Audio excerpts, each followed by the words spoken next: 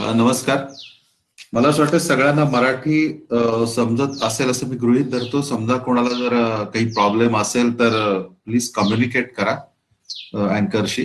आपण हिंदी किंवा इंग्लिश मध्येही पुढे जाऊ शकतो, काही प्रॉब्लेम नाही. ओके.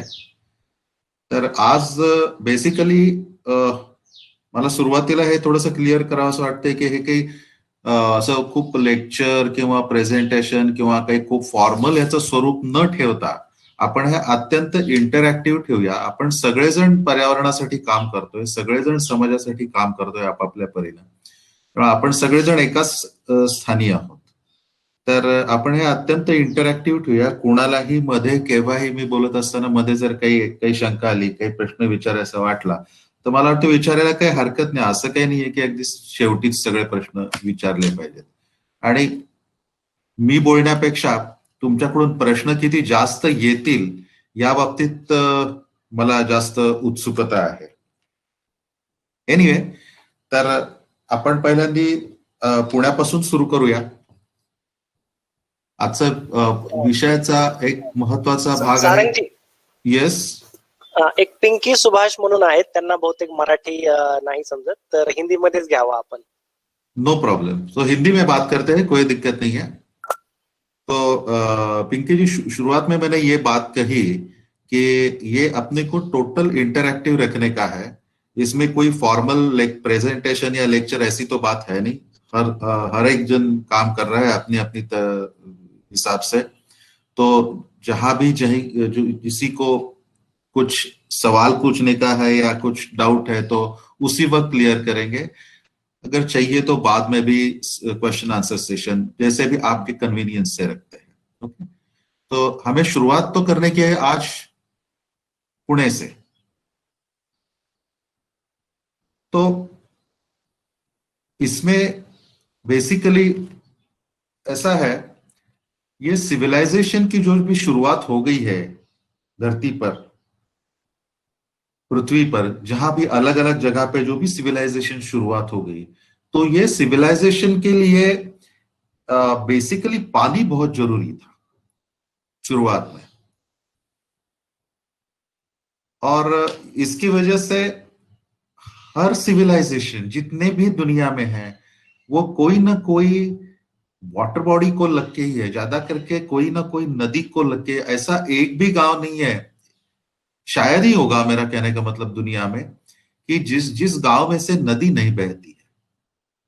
तो एक तरह से ऐसा भी हम कह सकते हैं कि ये जो भी नागरीकरण है, सिविलाइजेशन है, उस नदी उसकी जननी है, उसकी माता है.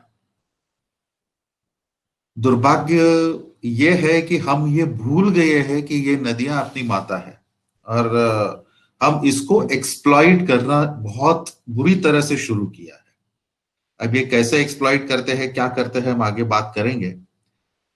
इसमें और भी एक बात मैं कहना चाहता हूं कि ये जो पूना के जो प्रॉब्लम्स है, आप ये पूना के हैं ऐसे मत सोच के चलिए. ये हर जगह के प्रॉब्लम्स है, हर सिटी के प्रॉब्लम्स है, हर मेट्रो के प्रॉब्लम्स है, कम ज्यादा.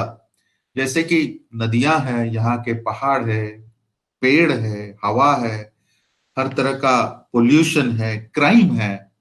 ये जो भी प्रॉब्लम्स आजकल हम देख रहे हैं, बढ़ रहे हैं, ये कम ज्यादा हिसाब से हर जगह में है. तो इसकी कोई ना कोई एक कॉमन वजह होनी चाहिए. चलो आज हम ये क्या वजह हो सकती है ये ढूंढने का थोड़ा प्रयास करेंगे. वापस पूना की तरफ आते हैं हम.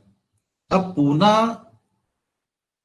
का जो जो ग्रोथ हो गई है, पूना की पॉपुलेशन जो बढ़ गई अचानक, क्षेत्र जो बढ़ गया, सिटी की जो ग्रोथ हो गई, वो बाकी सिटीज के हिसाब से बहुत ही तेजी से हो गई. कुछ साल पहले तो ऐसी हालात थे कि some part of the city were the fastest growing parts in Asia. अब ये क्यों हो गया? इसकी वजह जैसा कि मैंने शुरुआत में बताया कि यहाँ की पानी बहुत अवेलेबल है. पूना में अच्छा पानी बहुत अवेलेबल है और पूना का क्लाइमेट, वेदर जो है पूना की, वो बहुत ही बढ़िया है.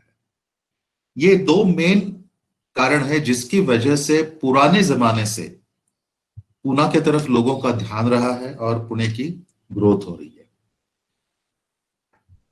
आपको आश्चर्य लगेगा शायद, ये सह्याद्री रेंज जो है वो पूना के पश्चिम की ओर है, और उस रेंज में पूना से कुछ ही किलोमीटर की दूरी पर टोटल 7 डैम्स बने हैं। खड़कवासला, पानशेत, वरसगांव, टेमघर, मुळशी, पवना और एक छोटा सा कासार सही करके, ये 7 डैम्स बने हैं पूना से थोड़ी ही दूरी पे, 15, 20, 25 किलोमीटर की दूरी पे। और ये सातों डैम का पानी जो है वो अलग अलग नदियों में से आता है।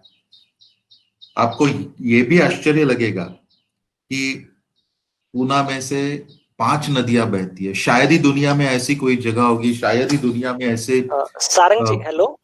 हाँ हाँ तुम्ही स्लाइड्स पुढे घेतल्या का? कारण की आम्हाला फक्त पहिली स्लाइड दिसते.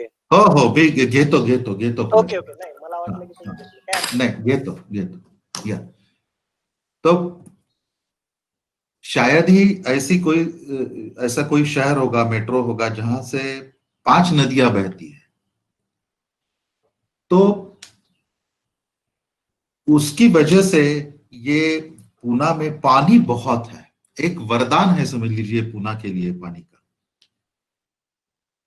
अब ये जो नदियां बहती है उसमें अपने को एक बात ध्यान में रखनी पड़ेगी। जब भी हम नदियों की बात करते हैं, जब भी हम अपनी माता की बात करते हैं, जैसे कि भी हर एक व्यक्ति का एक टेम्परामेंट रहता है, कोई गर्म मिजाज का रहता है, कोई ठंडे दिमाग का रहता है, उसी तरह ये नदियों का भी एक टेम्परामेंट होता है। कुछ नदियां बहुत गर्म मिजाज की होती है, हॉट हेडेड होती है। कुछ नदियां एकदम शांत स्वभाव की होती है। ये क्यों होता है? अपना जो स्वभाव है, अपना जो टेम्परामेंट है, वो अपने ऊपर जो भी संस्कार हुए हैं वो संस्कार से बना हुआ रहता है। वैसे ही नदियों का जो टेम्परामेंट है, नदियों का जो स्वभाव है, वो उनका जो कैचमेंट एरिया है, वो कैचमेंट एरिया से उनका स्वभाव, वो टेम्परामेंट बना हुआ रहता है। अब समझ लीजिए किसी नदी का कैचमेंट एरिया जो है, जहां से पानी नदी में आता है, छोटे छोटे झरने, ट्रिब्यूटरीज नदी को आके मिलते हैं, वो अगर बहुत ही स्टीप रहेगा तो पानी बहुत जोर से नदी की तरफ आता है बारिश के बाद, और अचानक नदी की जो पानी की लेवल है, पानी का स्तर जो है, वो बहुत तेजी से बढ़ता है। और ऐसी नदी को बाढ़ आने को वक्त नहीं लगता है। इसलिए मैं ऐसी नदियों को हॉट टेम्पर्ड बोलता हूं। जस्ट एनालॉजी, कंपैरिजन के लिए बोल रहा हूं। और अगर आप उत्तर भारत में जाएं तो वहां पे एक बार, हेलो, तो वहां की कई नदियां जो है वो प्लेन है, उनकी कैचमेंट एरिया रिलेटिवली बहुत ही ग्रेडियंट उसका कम है। तो वो नदियां की तरफ पानी स्लोली आता है, तो उनके जो का जो स्तर है वो भी स्लोली बढ़ता है। ऐसी ही थोड़ी सी शांत तरीके की ये नदियां हैं। अब पूना की नदी को अगर ये इस हिसाब से देखा जाए तो पूना की नदियां काफी सारी गर्म मिजाज की है, क्योंकि ये जो निकलती है ये सब पहाड़ी क्षेत्र में से निकलती है, और नजदीक ही है ये सब, चाहे राम नदी हो या जो भी नदी हो। तो ये इसकी बाढ़ का स्तर है, फ्लड लेवल्स जो है पानी की, वो बहुत तेजी से बढ़ती है। और इसके लिए ये बहुत अपने को समझना जरूरी है कि पूना में नदियों का क्या असर हो सकता है। ये 5 नदियां पूना में आती है आते वक्त, लेकिन निकलते वक्त वो सिर्फ मुड़ा मुठा नदी करके एक नदी बन के ही निकलती है। मतलब इनलेट्स 5 है लेकिन आउटलेट एक ही है। In addition to this, Poona की जो सिटी की जो टोपोग्राफी है, वो टोपोग्राफी एक सॉसर की जैसी है, एक तश्करे की तरह है। मतलब चारों तरफ हिल्स है, छोटे छोटे पहाड़ है, और उसका जो स्लोप है वो सिटी के सेंटर की तरफ आता है, मुड़ा और मुठा नदी की तरफ आता है। इसकी वजह से शायद आपने देखा होगा कि शुरुआत में, बारिश के सीजन में, जो शुरुआत में ही कई बार पूना में सब रास्ते पानी से भरते हैं। और ये सब कारणों की वजह से मैं तो ये कहता हूं कि Pune is one of the most flood prone cities in India, और ये हमने कई बार देखा भी है। अब इन एडिशन टू दिस, इसको और एक बात अपने को बहुत गंभीरता से लेनी चाहिए कि ये क्लाइमेट चेंज जो हो रहा है, ये 2009 में सेंट्रल गवर्नमेंट ने सब स्टेट गवर्नमेंट्स को एक डायरेक्शन दी कि आप अपने अपने स्टेट में क्लाइमेट चेंज कैसा फेस करेंगे, इसके ऊपर आप स्टडी करके रिपोर्ट बनाएंगे। तो 2010 में महाराष्ट्र गवर्नमेंट ने ये काम टेरी को दे दिया, the energy and resources institute. TERI को ये काम महाराष्ट्र गवर्नमेंट ने दे दिया, और 2014 में काफी कुछ सर्वे करके स्टडी करके टेरी ने एक रिपोर्ट सबमिट किया महाराष्ट्र गवर्नमेंट को। काफी बड़ा कॉम्प्रिहेंसिव रिपोर्ट है, अलग अलग उसमें खेती पर क्या परिणाम होगा, बहुत कुछ दिया है उसमें। तो उसमें ये रेन पैटर्न पे उन्होंने दिया है। इसमें आप देख सकते हो, ये महाराष्ट्र के उन्होंने 6 हिस्से किए हैं, एडमिनिस्ट्रेटिव डिविजन्स किए हैं, और उसमें ये पूना डिवीजन जो है, इसमें उन्होंने दिया है अगले कुछ दशकों में 37.5% तक साल की बारिश बढ़ेगी। कुछ कुछ जगह पे है जहां ये नासिक रीजन में तो 52.5% तक ये बढ़ने वाली है। हर जगह पे ये 27.5, 40, हर जगह पे अलग अलग ये बारिश बढ़ने वाली है। और मैं तो कहता हूं ये टेरी ने जितना अंदाजा लगाया है, वो थोड़ा उससे जल्दी ही उसका इफेक्ट हो रहा है, हम गए कुछ साल से देख रहे हैं। और ये कहते ही टेरी ने ये भी बताया है कि एक तरफ साल की बारिश बढ़ेगी, लेकिन बारिश के दिन कम होने वाले हैं। इसका मतलब wet days are going to reduce. इसका मतलब ये ही है कि क्लाउड बर्स्ट्स की फ्रीक्वेंसी, बादल फटने की फ्रीक्वेंसी बहुत ज्यादा होने वाली है, सीवियरिटी बारिश की बहुत ज्यादा होने वाली है, और बाढ़ आने की फ्रीक्वेंसी भी बहुत बढ़ने वाली है। ये क्लियर कट वो रिपोर्ट में दिया है। ये रिपोर्ट गवर्नमेंट के पास है, 2014 में ये टेरी ने रिपोर्ट दिया है। कुछ साल पहले मैंने इरिगेशन मिनिस्टर जो थे अपने गिरीश महाजन, मैं नाम लेके सीधा बोलने वाला हूं, उनके साथ एक जगह पे मुलाकात हुई थी, तो मैंने ये रिपोर्ट का जिक्र किया उनके साथ। He was irrigation minister that time. उनको मालूम ही नहीं था ये ऐसा कुछ रिपोर्ट है गवर्नमेंट के पास।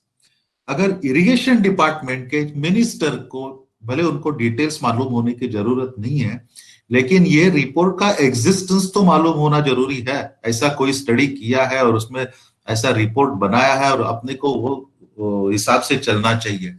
अनफॉर्चुनेटली उनको मालूम नहीं था। इरिगेशन डिपार्टमेंट के 3 चीफ इंजीनियर्स के साथ मेरी बात हो गई, उनको भी ये रिपोर्ट के बारे में कुछ मालूम नहीं था। See that is the way unfortunately our government works, and जो भी पार्टी हो ऐसे ही चल रहा है। अब ये जो रिपोर्ट हो गया, ये और इन्होंने जो भी प्रेडिक्शन किया है, उसकी वजह से जो बाढ़ आ रही है गए कुछ साल में हम देख रहे हैं। अब मैं बाढ़ के कुछ आपको, पूना के ही बाढ़ के कुछ कुछ अलग अलग आपको फोटोग्राफ्स दिखाता हूं। ये है राम नदी का फ्लड 2010 में आया था। राम नदी is one of the very hot tempered reverse. छोटी है, बहुत छोटी है, लेकिन बहुत डेंजरस है। कुछ ही मिनट में वो सब तोड़ देती है। बाढ़ इतनी जोर से आती है, उसको वेलोसिटी भी इतनी रहती है। ये बावधन में ये हालात हो गए थे 2010 में। ये अम्बिलोड़ा का 2019 में जो भी अम्बिलोड़ा में, पूना में फ्लड आया। अम्बिलोड़ा का आप जानते हो, इसका उगम होता है कातरज की वैली में, और वो तो वैली है, आप सब जानते होंगे कि वहां पे स्टीप कितने हैं वो वैली। तो वो स्टीप होने की वजह से, जैसा मैंने आपको बताया, कि पानी बहुत तेजी से वाटर बॉडी की तरफ, चाहे वो रिवर हो, ट्रिब्यूटरी हो, उसकी तरफ आता है, और अचानक बाढ़ आती है। ये अम्बिलोड़ा की बाढ़ है 2019 में। और आज के हालात अगर देखा जाए, कुछ महीने पहले मैं गया था, कुछ हफ्ते पहले, अम्बिलोड़ा देखने के लिए। तो ये अम्बिलोड़ा की हालात है। क्या ये नेचुरल स्ट्रीम है? इसमें से सब ये ड्रेनेज लाइंस डाली हुई है कॉरपोरेशन ने, ये चेम्बर्स बनाए हुए हैं, बीच में ये किस दीवार बनाई है, दोनों तरफ से एनक्रोचमेंट करते करते ये दीवार बनाई है, ये सब झुग्गियां इसके ऊपर कैंटिलीवर आ रही है। ये लोग इधर अपनी जान का खतरा खेल के यहाँ पे रहते हैं ये लोग। ये सब अनऑथराइज्ड स्ट्रक्चर से, मैं उनको दोष नहीं देता हूं, उनको शहर में रहने के लिए जगह नहीं मिलती, बाय चॉइस वो नहीं रहते थे इधर, ये हालात के मारे हैं। ये देखिए, ये अम्बिलोड़ा, ये सब एनक्रोच में, इसमें मिट्टी डाली हुई है, ये सब ड्रेनेज लाइंस है। इसमें आपको ये यहां पे देखिए एक पुतला बनाया हुआ है। ये अम्बिल ओढ़ा में एक कॉरपोरेशन ने लाखों रुपया खर्च करके, किसी तो भी लोकल कॉरपोरेटर का दिमाग था, उन्होंने कुछ ये गार्डन बनाया, एलियन गार्डन। और जैसे एलियन पिक्चर कुछ तो भी था उसमें, जैसे जानवर थे वैसे जानवर के पुतले यहां पे लगाए हुए हैं। ये दूसरा है, देखिए अम्बिलोड़ा, ये भी पुतला देखिए, ये एलियन का पुतला है इधर लगाया हुआ है। यहाँ पे सिर्फ भटकते हुए पिग्स और डॉग्स, कुत्ते, इसके सिवा कोई इंसान यहाँ जा नहीं सकता, इतनी गंदगी है सब। और ये लाखों रुपए अपने ही लाखों रुपए खर्च करके कॉरपोरेशन ने ये बनाया हुआ है। ऐसी ये अम्बिलोड़ा की हालात है। ये है मुठा नदी, खड़कवासला डैम से मेरे ख्याल से 3-3.5 किलोमीटर की दूरी पर ये हालात है मुठा नदी के। ये शिवणे एरिया है, और यहाँ की ये जो इंडस्ट्रियल इस्टेट है, ये इंडस्ट्रियल इस्टेट, ये सब ये आप जो देख रहे हो, ये बिल्डिंग का हाइट है 16 फीट। तो आप इमेजिन कीजिए, ये जो मिट्टी डाली हुई है, ये जो डेबरी डाली हुई है नदी के अंदर, इसकी हाइट कितनी होगी? ये एकड़ों तक ये जमीन नदी के फ्लड प्लेन्स पे घुस के बनाई है। ये इंडस्ट्रियल शेड्स उस पर डाली हुई है। यहां इनको पानी मिलता है, यहां इनको इलेक्ट्रिसिटी मिलती है, और इनका जो भी वेस्ट है ये सब बिना कुछ ट्रीटमेंट के नदी में छोड़ देते हैं। ये अपने सामने पूना के बॉर्डर पे ये हो रहा है, hardly 3 kilometre downstream of Khadakwasla dam. ये देखिए, ये जो है संगमवाड़ी के इधर आपने देखा होगा, वो प्राइवेट बसेस का स्टैंड बनाए हुए हैं। ये जो भी नदी का संगम है मुड़ा और मुठा, उसके इमीडिएटली संगम के आगे इस तरह से ये सब डेबरी डाल के, मतलब पूना में कहीं भी बिल्डिंग गिरा दी कोई पुरानी, तो उसकी सब डेबरी उठाते हैं और ये नदियों में लाके डालते हैं। ये एक बिजनेस ही हो गया है। ये एक जगह है सिटी प्राइड कोथरूड, आपको मालूम रहेगा, आप गए होंगे वहां पे। उसके सामने एक गोखले बिजनेस बे करके एक बहुत बड़ा, करीबन 150 करोड़ एस्टिमेटेड कॉस्ट का एक कमर्शियल कॉम्प्लेक्स का काम चालू है। तो वो जो काम चालू है, उनके प्लॉट के अंदर से कॉरपोरेशन ने बहुत पुरानी एक 3 फुट डायमीटर की एक स्यूअर लाइन, जहां से हैप्पी कॉलोनी, कोथरूड का वगैरह सब सुएज आता था, वो प्लॉट के अंदर से डाली थी। और उसकी वजह से उनको उनका बेसमेंट, जो 4 माले है उनके जमीन के नीचे, जमीन के लेवल के नीचे बेसमेंट के, उसका कंस्ट्रक्शन करना बहुत डिफिकल्ट हो रहा था वो गोखले कंस्ट्रक्शंस को। तो उन्होंने क्या किया, उसके अपस्ट्रीम साइड को वो जो 3 फुट डायमीटर के नाले स्यूअर लाइन पर जो चेंबर था, वो चेंबर तोड़ दिया वो चेंबर पूरा तोड़ा, और उसमें पाइप डाल के वहां का सुएज एक नाले में छोड़ दिया, ताकि उनके प्लॉट में ना आए, उनका कंस्ट्रक्शन आसानी से हो जाए। और ये जो सुएज है, अनट्रीटेड रॉ सुएज, जो एक्चुअली सुएज ट्रीटमेंट प्लांट में जाना चाहिए, जाता था, वो पूरा वो नाले में आ गया, और नाले में से मुठा नदी में आ गया। और ये हालात 1 साल तक चलती रही। अब मेरा हिसाब है, ये करीबन 30,000 क्यूबिक मीटर पर डे ये सुएज, रॉ सुएज नदी में आ रहा था। और आप इमेजिन कीजिए ये नदी कहां तक पोल्यूट हुई होगी। एक साल तक ये आ रहा था, पूरी मुठा नदी इसकी वजह से, और आगे मुड़ा मुठा इसकी वजह से पोल्यूट हो गई। ना तो नदी पोल्यूट हो गई, ये जो पानी जो है, सुएज जो है, रॉ सुएज जो है, वो उसकी वजह से वो नदी में आने की वजह से जो एक्विफर्स है जमीन के अंदर, वो एक्विफर्स भी इरिवर्सिबली पोल्यूट होगी। जो भी बोरवेल्स है, जो भी कुएं हैं दोनों बाजू पर नदी के, उसका पानी सब पोल्यूट हो गया। वो पानी लोग, आजू बाजू के जो लोग हैं डाउनस्ट्रीम साइड के देहातों में, वो पीने के लिए इस्तेमाल करते हैं। उस पर खेती बाड़ी होती है, वहां की सब्जियां हम ही खाते हैं। और इसकी तरफ ये लोग इस ढंग जो जानबूझ के किया है, इनको कॉरपोरेशन ने, इरिगेशन डिपार्टमेंट ने कई नोटिसेस दी, लेकिन उन्होंने एक साल तक नहीं माना, ये ऐसे ही चलता रहा। तो ये हालात है पुणे के नदियों के, जो भी मतलब बहुत बुरी तरह से एनक्रोच हो गई है, बहुत बुरी तरह से पोल्यूट हो गई है। इसका एक मैं आपको आगे बढ़ने के पहले एक बहुत ही जीनियस एग्जाम्पल दिखाने वाला हूं। ये जो एनक्रोचमेंट है, ये मेट्रो ने किया हुआ है। 2019 में जो फ्लड्स आए, उसके पहले मेट्रो ने ब्रिज बनाने के लिए, देखिए यहां से यहां तक नदी की चौड़ाई थी, ये चौड़ाई कम करके सिर्फ इतनी चौड़ाई रखी, तो फ्लड्स आएंगे नहीं तो क्या होगा।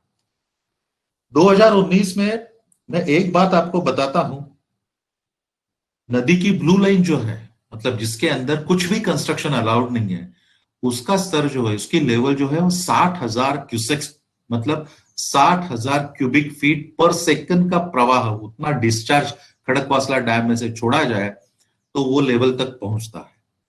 लेकिन जहां भी मेट्रो का काम चालू है, उसके आजू बाजू में 45,000 को ही वो ब्लू लाइन पानी क्रॉस कर गया था। क्यों? क्योंककि पानी आगे बढ़ नहीं रहा था, उसको जगह नहीं मिल रही थी पानी को आगे बहने के लिए, और उसकी वजह से 45,000 क्यूसेक्स पर ही पुणे में फ्लड आया था। बल्कि खड़कवासला डैम की क्षमता है 1 लाख क्यूसेक्स पानी छोड़ने की। हम 45,000 पे ही हमें हमारी भागदौड़ हो जाती है, और उसकी वजह है ये हर तरह से नदी में जो डेब्रिज डाले गए हैं, डेवलपमेंट के नाम पे इंक्रोचमेंट्स हुई है, मेट्रो का कंस्ट्रक्शन हुआ है, चौपाटी बनी हुई है, ये बस स्टैंड्स बने हुए हैं, इंडस्ट्रीज बनी हुई है नदी के अंदर, ये सब इसकी वजह से ये हो रहा है।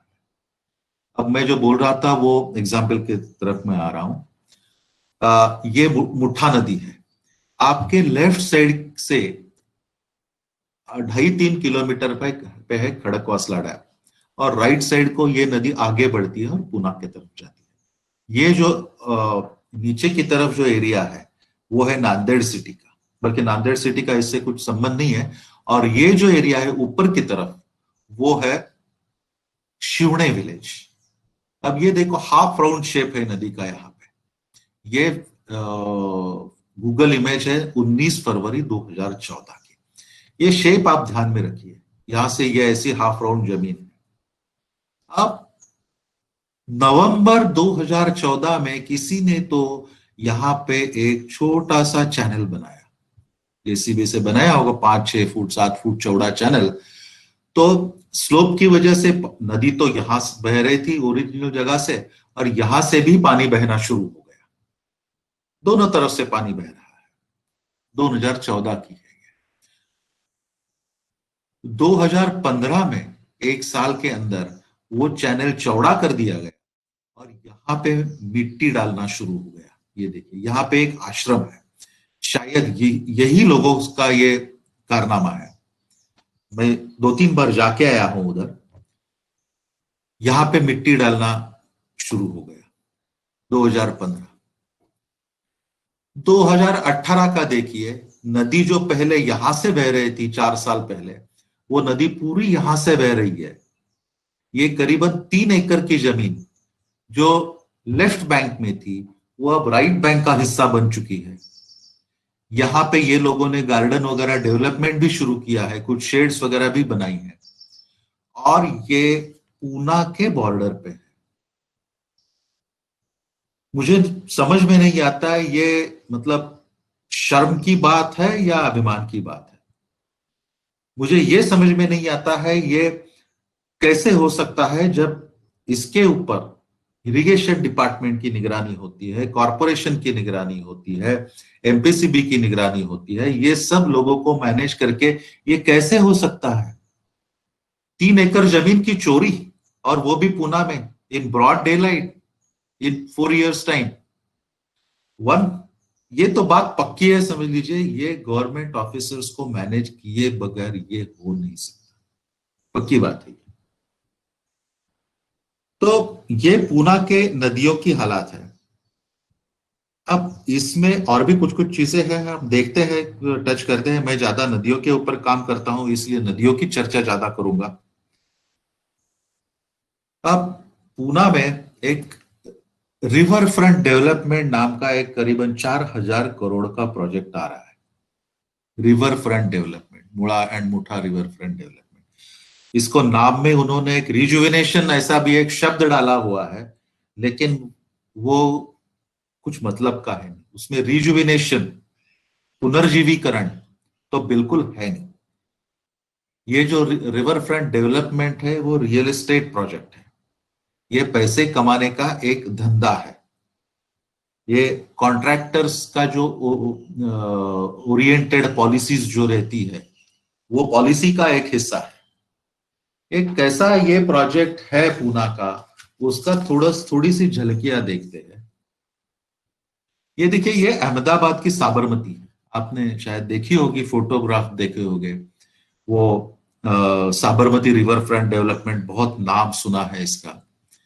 ये क्या बनाया है उन्होंने? ये जो नदी है, ये नदी के दोनों तरफ या ऐसा कॉन्क्रीटाइजेशन करके, कंक्रीट की दीवारें, ये जो है कंक्रीट की दीवारें है, और यहां जहां से सिर्फ नदी को और हवा को बहने का हक है, वहां पे सब मिट्टी डाल के उसके ऊपर ये आर्टिफिशियल सब लॉन्स वगैरह सब बना के, ये मैनिक्योर्ड लॉन्स बना के ये गार्डन्स बनाए।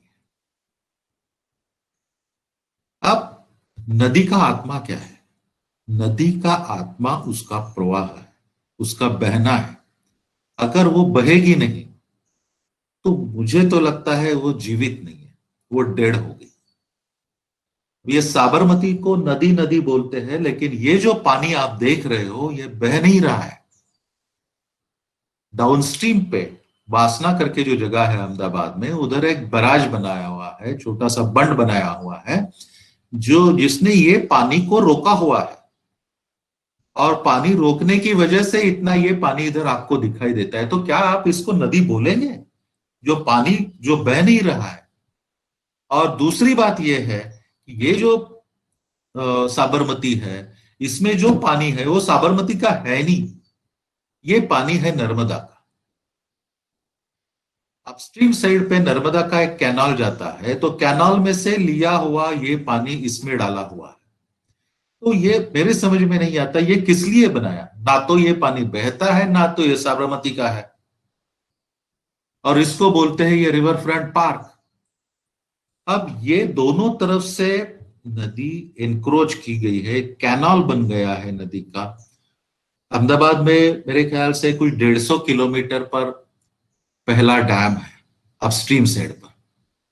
जो पूना में है 7-8, खड़कवासला 7-8-9 किलोमीटर पे पूना में हालत है। खड़कवासला, पानशेट, टेमगर, जो मैंने 7 डैम्स है।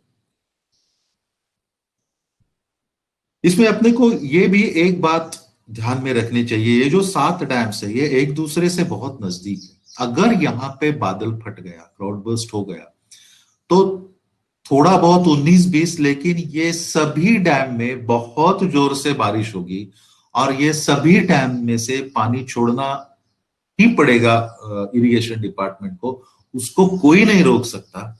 और ये सभी डैम में से पानी छोड़ा 20 साल में, 25 साल में, 30 साल में, ये एक बार भी अगर हो गया तो ये नदियां ऐसा स्वरूप लेंगी, पूना में से जो नदियां आती है, इतनी बुरी हालत होगी पूना की कि we are practically sitting on a live bomb. We are sitting on a live bomb, but we are very unfortunately not aware of it. And उससे भी ज्यादा जो लोगों को ये मालूम है वो भी इसकी तरफ ध्यान नहीं दे रहे, क्योंकि उनके घर नदी से दूर है, उसको कुछ फर्क नहीं पड़ने वाला। अब ये देखिए, ये जो नर्मदा का जो मैं अगला फोटो जो आपको दिखा रहा हूं, नर्मदा को अगर, सॉरी, साबरमती को जो बाढ़ आई है अहमदाबाद में, तो ये सब उनका रिवर फ्रंट डेवलपमेंट है, सब पानी में चला गया। तो ऐसा प्रोजेक्ट अपने को पूना में चाहिए क्या? 4,000 करोड़ रुपया अपने जेब में से खर्च करके अगर वो पानी के नीचे चला जाए, इस तरह से चला जाए, तो ऐसा प्रोजेक्ट अपने को चाहिए क्या? अपने पास इतने पैसे है क्या? यहाँ पे लोगों को रहने के लिए जगह नहीं है, यहाँ पे सॉलिड वेस्ट मैनेज करने के लिए पैसे नहीं है, यहाँ के सीवेज ट्रीटमेंट प्लांट्स जो है वो सही ढंग से चला नहीं पा रहे हैं, यहाँ का एयर पोल्यूशन, ये भी जितने भी प्रॉब्लम्स है, ये सब प्रॉब्लम्स छोड़ के ये कॉस्मेटिक्स, ये अपने को जरूरी है क्या? मेरे समझ में नहीं आता है। और मुझे तो लगता है कि ये पूना की नदियां जो भी है, तो इसमें प्रॉब्लम्स जो है वो है extremely high pollution levels because of domestic Suez, industrial effluents. Domestic Suez मुठा नदी में आता है, जो जहां पे इंडस्ट्रीज बहुत कम है रिलेटिवली, और इंडस्ट्रियल एफ्लुएंट जो है वो मुड़ा नदी में से आता है, जो पिंपरी चिंचवड़ में से गुजरती है, जहां पे दोनों तरफ इंडस्ट्रीज ज्यादा है और बहुत ही खराब इनएफिशिएंट सॉलिड वेस्ट मैनेजमेंट। ये पोल्यूशन के हिसाब से मतलब क्वालिटेटिव प्रॉब्लम्स है, और क्वांटिटेटिव अगर देखा जाए तो पूना की नदियां बहुत ही फ्लड प्रोन है because of cities topography, because of so many dams on the upstream side, and also because of the encroachments on the riverbed. अब आप ये बताइए, यही नदियां पूना की माता है, जो जिनकी हालात इतनी बुरी हो गई है आजकल। आप हम देहातों में जाए तो कम से कम नदी में उतर सकते हैं, नदी का बॉटम दिखाई देता है। पूना के नदी से आप अगर ब्रिज पर से भी क्रॉस करना जाए तो हवा को बहुत बदबू आती है। इतनी नदियों की पूना की हालत खराब है। अब इतनी अपनी मां की हालत हमने खराब कर दी है। अब ये जो रिवर फ्रंट डेवलपमेंट प्रोजेक्ट है पूना का, जिसने साबरमती का किया है, वही डिजाइनर बिमल पटेल नाम है उनका, वही ये प्रोजेक्ट कर रहे हैं, और जैसे हूबहू साबरमती प्रोजेक्ट यहाँ पे इंप्लीमेंट कर रहे हैं। ये अपनी बूढ़ी माँ को, जिसकी बहुत ही तबीयत खराब हो गई है, जिसको हॉस्पिटल में लेके जाना बहुत जरूरी है, उसको हम ब्यूटी पार्लर में लेके जा रहे हैं। उसको हमारी सरकार हमारे पैसे पे ब्यूटी पार्लर लेके जा रही है, और हम सिर्फ देख रहे हैं। ये ऐसी हालत है। अब इसके अगेंस्ट अपने को आवाज उठानी है, उठाना जरूरी है। अब ये जो मैं आपको क्रॉस सेक्शंस दिखा रहा हूं, ये क्रॉस सेक्शंस है वही जो उसका जो डिटेल प्रोजेक्ट रिपोर्ट जो पूना रिवर फ्रंट डेवलपमेंट का जो बनाया है उसका है। एक ही जगह के ये क्रॉस सेक्शंस है। ये जो ऊपर का है ये नदी का ओरिजिनल क्रॉस सेक्शन है। आप देखिए, यहां से लेके यहां तक नदी की चौड़ाई है, तो पानी को बहने के लिए इतनी जगह मिलती है। अब ये रिवर, ये जो दोनों साइड पे आप ये देख सकते हो, ये मिट्टी डाल के ऐसा ये यहाँ पे उसका क्रॉस सेक्शन कम किया है, यहाँ पे भी क्रॉस सेक्शन कम किया है मिट्टी डाल के। इसके ऊपर जैसा भी मैंने आपको साबरमती का दिखाया, वैसे यहाँ पे गार्डन्स बनेंगे, और पानी बहने के लिए सिर्फ इतनी जगह बचेगी। मतलब ये जो इतनी चौड़ाई है, वो नदी की चौड़ाई इतनी कर दी है। ये करने का है, अपने जान पे खेलने का है लोगों को, अपने कॉरपोरेशन को, अपने सरकार को, ये डिजाइनर्स को, ये कॉन्ट्रैक्टर्स को, क्योंकि उनको इसमें से पैसे मिल जाए। ये दूसरा क्रॉस सेक्शन है। ये जो आप डॉटेड लाइन देख रहे हो, ये नदी का ओरिजिनल क्रॉस सेक्शन है। उसको ये ऐसा कम करेंगे, ये आरसीसी दीवार बांध के, या ऐसा ये मिट्टी डाल के ऐसा कैनाल के जैसा बनाएंगे और इतनी उसकी चौड़ाई रहेगी, टोटल ऊपर के स्तर पर बाढ़ आई तो यहां तक आएगी। अब मेरे समझ में ये नहीं आता है, अगर यहाँ पे मिट्टी डाली तो ये नदी नदी क्या करती है, दोनों तरफ से आने वाला पानी इकट्ठा करके समुद्र के तरफ लेके जाती है, यही तो नदी का फंक्शन है नेचुरल। तो यहां से अगर जो पानी आएगा ये बैंक से, तो ये पानी में नदी में जाएगा कैसे, उसको तो जाना तो इसके ऊपर से पड़ेगा, तो यहां ये पूरा फ्लडिंग हो जाएगा। नदी से जो बाढ़ आती है उसको बोलते हैं फ्लूवियल फ्लड्स, नदी की बाढ़। और ये जो बारिश के पानी से जो ये फ्लड्स आते हैं, जो स्टैग्नेंट रहता है, पानी बहता नहीं है, उसको बोलते हैं प्लूवियल फ्लड्स, PLUVIL। तो ये प्लूवियल फ्लड्स पूना में आज के दिन भी आते हैं, इसकी वजह से तो उसकी मात्रा बहुत ही ज्यादा बढ़ेगी। तो ये है पूना का रिवर फ्रंट डेवलपमेंट, ये प्लूवियल फ्लड्स। ये 2019 के कुछ एक दो फोटोग्राफ्स है, ये आज की हालात है, और इसको हम और भी खराब करने वाले हैं ये प्रोजेक्ट में। दोस्तों इसके और भी इसके ऊपर पूना में सारंग जी, नदीवर काही लोकांचे प्रश्न पण होते, तर थोडं ते घ्यायचं का? Yes, no problem, no problem. तो जो कुछ लोगों को जो पूछना है वो पूछ सकते हैं अपना माइक चालू करके। शिरीष जी, तुम्हाला काही विचारायचं होतं? हा, ते पुण्यामध्ये जे एकंदर सांडपाणी पाठवतात नदीमध्ये, हो, तर ते साधारणपणे त्याचं किती पर्सेंटेज त्याची प्रक्रिया केली जाते? पूर्ण पाण्यावर होते का 50% पाण्यावरच होते? मी हिंदीत उत्तर दिलं तर चालेल, म्हणजे सगळ्यांना समझण्याच्या दृष्टिकोनातून। ये जो बहुत ही अहम सवाल का आपने किया है, पूना में जितने भी सुएज ट्रीटमेंट प्लांट्स बने, 11 सुएज ट्रीटमेंट प्लांट्स है, उसकी प्रक्रिया करने की क्षमता जो है सुएज पर, वो 567 MLD की है, 567 मिलियन लीटर्स अ डे। लेकिन पूना में जो पानी सुएज जो बनता है वो इस मेरे ख्याल से 1100-1200 MLD के हिसाब से बनता है, क्योंकि पूना में पानी का कंजम्पशन ही बहुत ज्यादा है। ये सुएज ट्रीटमेंट प्लांट्स जो बने हैं वो इंडियन स्टैंडर्ड क्या है, 135 लीटर पर पर्सन पर डे, LPD, और उसमें से 80% मतलब 108 लीटर का सुएज बनेगा एक आदमी के पीछे, ये हिसाब से बना है। लेकिन पुणे में करीबन 200 लीटर के आसपास सुएज बनता है एक आदमी के पीछे, क्योंकि हम खड़कवासला डैम में से पानी उठाते जो है, इट्स अ वेरी क्रिमिनल, बहुत ही गलत है ये करीबन 330 लीटर पर पर्सन के हिसाब से हम खड़कवासला डैम में से पानी उठाते हैं। उसके अलावा ग्राउंड वाटर एक्सट्रैक्शन भी बहुत होता है, और उसकी वजह से पुणे में सुएज का जनरेशन जो है वो भी बहुत ज्यादा होता है। और ओवर एंड अबाउट दिस, एक बहुत ही इंपॉर्टेंट बात ऐसी है कि ये एक भी सुएज ट्रीटमेंट प्लांट सही ढंग से काम नहीं करता है। ये रात को विदाउट एनी ट्रीटमेंट सुएज नदी के अंदर छोड़ देते हैं और ये पैसे बचाते हैं। ये बहुत ही बड़ा वो करप्शन का झमेला है, इसके बारे में कम से कम बोला जाए तो ठीक रहेगा, इसके अंदर घुसना बहुत जरूरी है। लेकिन इसकी वजह से बहुत ही बड़ी मात्रा में सुएज जाता है। मेरे हिसाब से 40% सुएज भी अगर ट्रीट होता होगा तो भी बहुत ज्यादा है, 40-45%, ऐसे आज की हालत है सुएज ट्रीटमेंट की पुणे में। Yes, hello.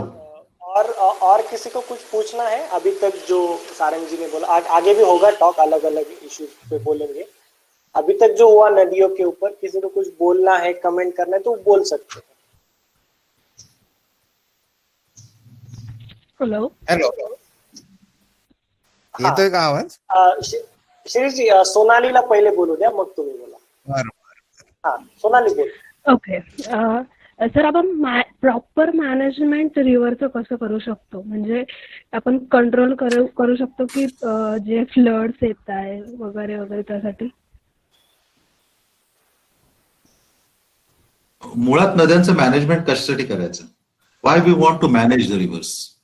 Reverse are suppose to manage us. नदी ये जो है ये एक निसर्ग का, नेचर का हिस्सा है. हम क्यों मैनेज करें उसमें? सी बेसिकली एक बात मैं आगे उसके ऊपर बोलने वाला हूं. एंथ्रोपोजेनिक इंटरफेरेंसेस, मानवी हस्तक्षेप जहां जहां भी हुआ है पर्यावरण में, निसर्ग में, नेचर में, nature has retaliated in a very violent way. वो 2 साल के बाद करेगा, 5 साल के बाद करेगा, 10 साल के बाद करेगा, लेकिन ये नेचर रिटेलिएट करता है. और ये अपने को नदियां मैनेज करना, ये मेरे ख्याल से we should learn to respect rivers. We should, अपने को क्या करने का है, मैनेज अपने को खुद को करना चाहिए. हम नदियों के ऊपर अत्याचार करना बंद करें. हम नदियों में सुवेज डालना बंद करें. हम नदियों में डेब्री डालना बंद करें. हम नदियों में इंफ्रास्ट्रक्चर का कंस्ट्रक्शन ना करें. हाँ, bridges, across the river bridges बनाना बात अलग है, but that is the minimum. हम नदियों में सॉलिड वेस्ट जो डाला जाता है वो ना डालें, चाहे वो गणेश मूर्ति हो या कुछ भी हो. तो हमें अपनी तरफ देखना चाहिए मेरे ख्याल से, और नदियों को उसको बहने देना चाहिए. नदियां, अब आपने देखा होगा ये पैंडेमिक में जब भी ये लॉकडाउन चल रहा था तो हवा कितनी साफ सुथरी हो गई थी. नदियों का पानी भी काफी साफ सुथरा बह रहा था क्योंकि इंडस्ट्रीज बंद थी. इंडस्ट्रियल पोल्यूशन 0 के बराबर आया था. तो वैसा होना चाहिए. We should learn to respect rivers. We should learn to love rivers. We should give them their own space, their own जगह देनी चाहिए. ओके. हा, शिरीषजी तुम्ही विचारत होतात. सर, ते पॉल्युटेड पाण्याचा पुण्यातल्या लोकांवर फार कमी परिणाम होत असेल. पुढे जे डाऊन द लाईन आहेत गावं, त्यांच्यावर खूपच होत असेल. पुण्यातल्या Absolutely right. लोकांना Absolutely right. You have hit a very delicate issue. ये जो पानी नीचे जाता है, उजनी डैम, जहां पे कुछ साल पहले, मे भी 10-15 साल होंगे, मुझे एग्जैक्टली मालूम नहीं है, लेकिन कई तरह की मछलियां मिलती थी. आज वहां पे सिर्फ 2 टाइप की मछली मिलती है. एक चिलापी एक उसमें है, जो ऐसी मछली वहां पे मिलती है जिसको जीने के लिए, जिंदा रहने के लिए कम से कम ऑक्सीजन की जरूरत है. पहले 5-6 डिजॉल्व्ड ऑक्सीजन की लेवल रहती थी. आज इतनी कम हो गई है डिजॉल्व्ड ऑक्सीजन की मात्रा कि मछली भी ये पानी में जिंदा नहीं रह सकती. और ये डाउनस्ट्रीम साइड को जो आपने कहा, ये हम वो लोगों पर अत्याचार कर रहे हैं, and we are responsible for this. PFC मतलब क्या है? हम नहीं भेजे हुए लोग हैं. अगर वो काम नहीं कर रहे हैं तो अपने को उठ के उनका कान पकड़ के उनसे काम करवाना जरूरी है. और ये और भी एक बात बताता हूं, रीनल प्रॉब्लम्स, किडनी के जो प्रॉब्लम्स है, वो उसका प्रमाण भी ये डाउनस्ट्रीम साइड के नदी की दोनों तरफ बढ़ रहा है. इम्पोर्टेंसी भी बढ़ रही है इंसानों में, और वहां के जानवरों में भी इम्पोर्टेंसी का प्रमाण भी वहां पे बढ़ रहा है. ऐसे ये लोगों को समझ में नहीं आता, ये लोग इकट्ठा नहीं हुए. लेकिन जिस दिन ये लोग इकट्ठा होंगे, जिस दिन ये रास्ता रोको करेंगे, तब अपने को समझ में आएगा क्या हमें उस दिन का इंतजार करना चाहिए. हमें मालूम नहीं है क्या होता है अपनी वजह से, सब मालूम है, but we are sleeping, we are ignoring the problem, and we are responsible for this. Sir, एक 2च मिनिटं घेतो. तुम्ही जे आता म्हणालात किडनीचं, माझ्या एका मित्राचं किडनी ट्रान्सप्लांटचं ऑपरेशन कोइंबतूरला झालं. अच्छा. त्याच्याबरोबर मी गेलो होतो, आणि तिकडे गेल्यावर मला शॉक बसला. तिथे एखादं महाराष्ट्र मंडळ असेल तेवढे लोक मला भेटले ज्यांच्या किडन्या खराब झालेल्या होत्या, आणि ते सगळे तुमच्या पुण्याच्या डाऊन साइडचे, सोलापूर, महत्वाचा डेटा आहे. तुम्ही मला नंतर या बाबतीत जर फोन केला प्लीज, तर मला जर या बाबतीत तुमच्याकडून अजून माहिती घ्यायला आवडेल. चालेल, नक्की. ओके, चालून द्या. डेफिनेटली मला तुम्ही फार महत्वाचा डेटा सांगितला. इनफॅक्ट या सो और किसी को कुछ सवाल है इसके बारे में, नदियों के बारे में, या हम आगे बढ़े? Hello sir.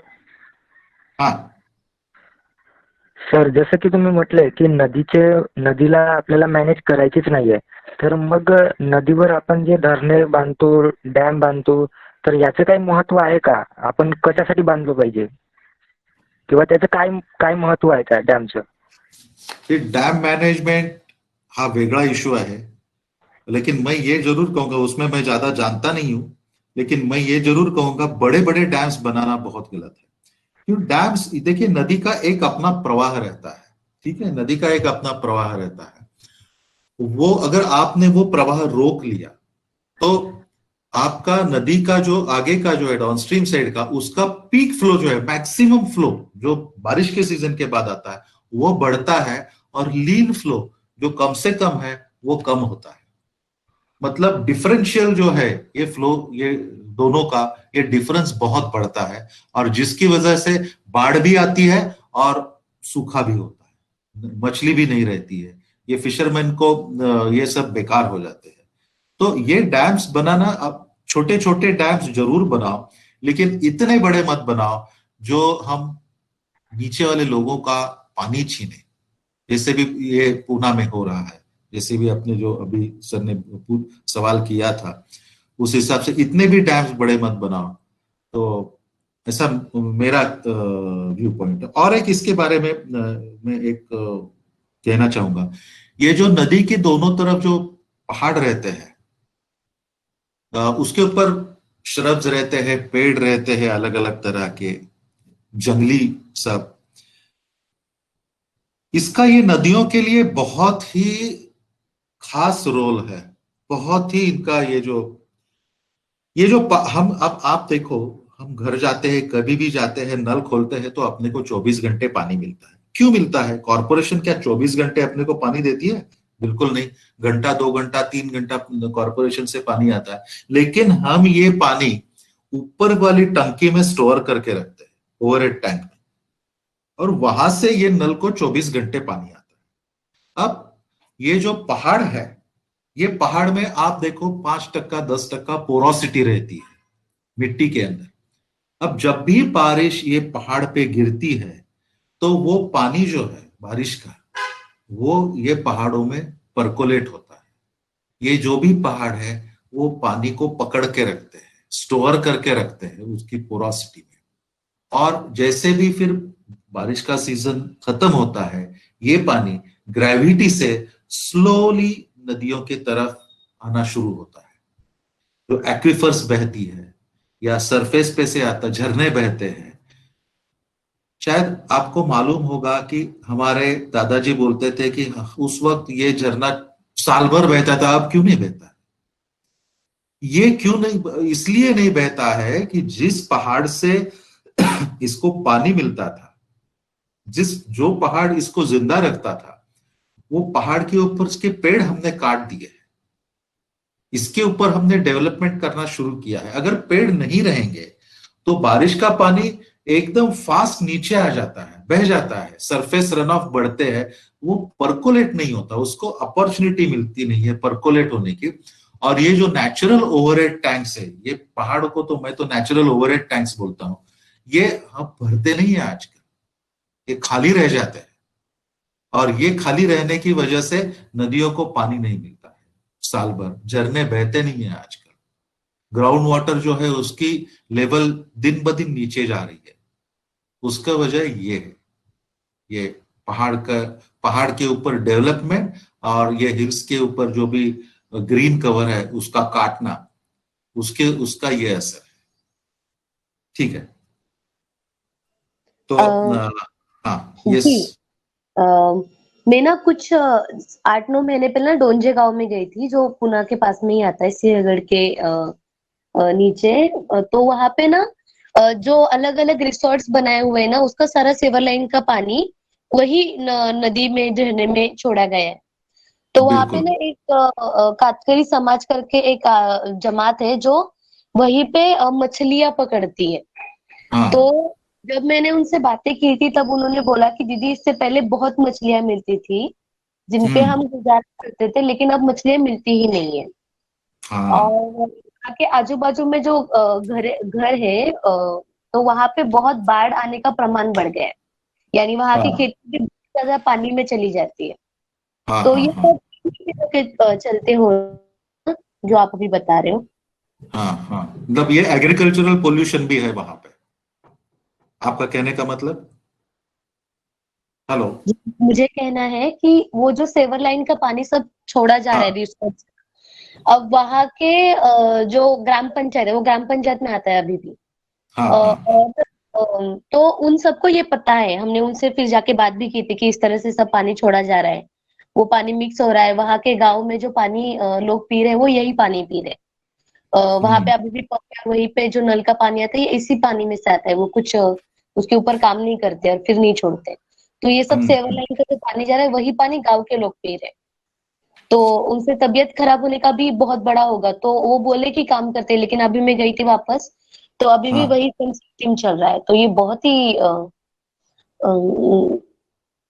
धोखादायक है लोगों के लिए। बहुत बहुत बहुत डेंजरस है ये। मेरे ख्याल से एक ऐसा एक कानूनी करना चाहिए, जिस गांव में से जो भी नदी बहती है उसके डाउनस्ट्रीम से वो गांव के लिए पानी उठाया जाए। मतलब हम पूना के लिए पानी उठाएंगे तो खड़कवासला से नहीं उठाएंगे, हड़पसर के आगे जहां भी मुड़ा मुठा नदी है वहां से पानी उठाएंगे, तो हम वो पानी गंदा करेंगे ही नहीं। ऐसा कानूनी बनाना चाहिए। चलो ठीक है, वो तो बात अलग है।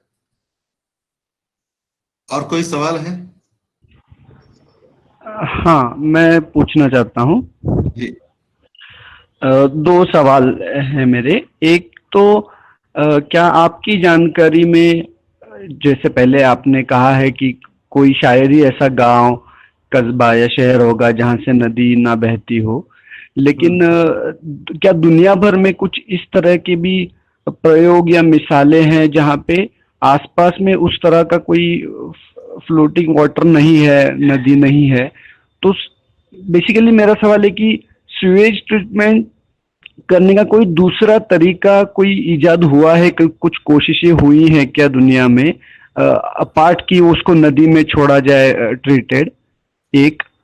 और दूसरा सवाल ये था कि क्योंकि सारा ही एनवायरनमेंट इंटीग्रेटेड ही होता है, हम इसको जानते ही हैं, तो नदी के स्वरूप पे जो अलग अलग तरीकों से ये परिणाम होता है, तो इसका कहीं ना कहीं वेदर कंडीशंस पे भी असर होता है क्या, कम से कम लोकल वेदर कंडीशन से? ये भी पूछना था। हो गया। मतलब ये जो दूसरा सवाल है, मुझे मेरे पूरा ध्यान में नहीं है। मेरा पूछना है कि जैसे नदी भी एक एनवायरनमेंट का हिस्सा है, और हम कह रहे जैसे पूना की बात चल रही, तो ये आया कि पूना का वेदर थोड़ा अच्छा वेदर माना जाता है।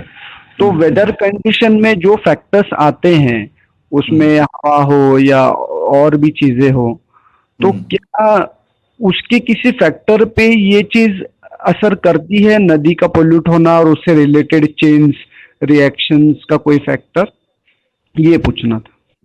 हाँ, देखिए, ये जो नदी के पोल्यूशन का जो भी असर है वो इट्स अ चेन एक्शन। जो भी आपने कहा, ये पर्यावरण का जो भी अलग अलग हिस्से वो एक दूसरे जुड़े हुए हैं, इंटीग्रेटेड है सब।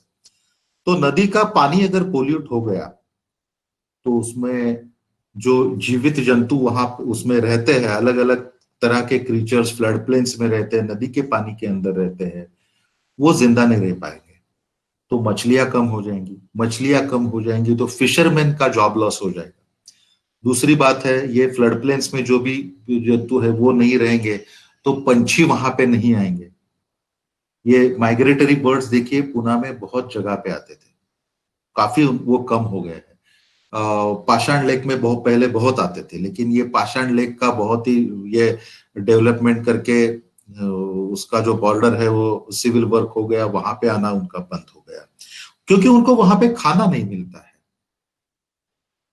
दूसरा, इसकी वजह से लोगों के सेहत के ऊपर परिणाम होता है। जैसे कि मैंने बताया कि ये एक्विफर्स पोल्यूट हो जाती है। नदी का पोल्यूशन तो ऊपर से बाढ़ आया तो वॉश आउट हो सकता है कुछ हद तक, लेकिन एक्विफर्स जो है उसको वॉश आउट होने के लिए सदियां लगती है। तो इसका ये बाकी वेदर के ऊपर क्या परिणाम होता है, मतलब जैसे भी अगर how it is related to so to say air pollution और लाइक दैट, उसका मुझे नहीं लगता उस पर ज्यादा डायरेक्टली असर होगा, लेकिन मैं तो नहीं जानता हूँ। लेकिन ये उसके अलग अलग काफी परिणाम होते हैं पोल्यूशन के, सोशल भी होते हैं और एनवायरमेंटल भी होते हैं।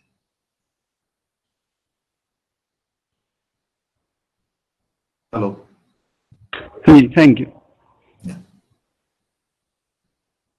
तो आगे बढ़े अब या और कोई सवाल है? आगे बढ़ सकते हैं हम, बात पे भी ले। हाँ ठीक है, कोई बात नहीं है।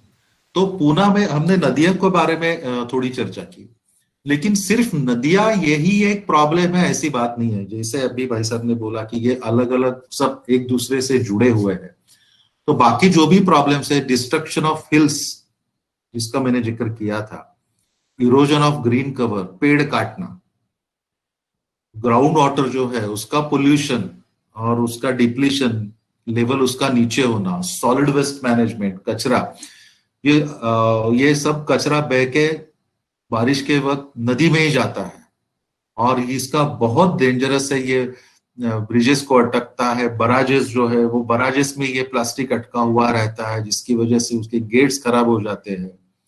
एयर पोल्यूशन है ट्रैफिक की वजह से, नॉइज पोल्यूशन है। ये जितने भी टिपिकल सिटी के, बड़ी सिटी के जो भी प्रॉब्लम्स है वो तो पूना में है जरूर है, लेकिन अब अपने को देखने का है ये प्रॉब्लम्स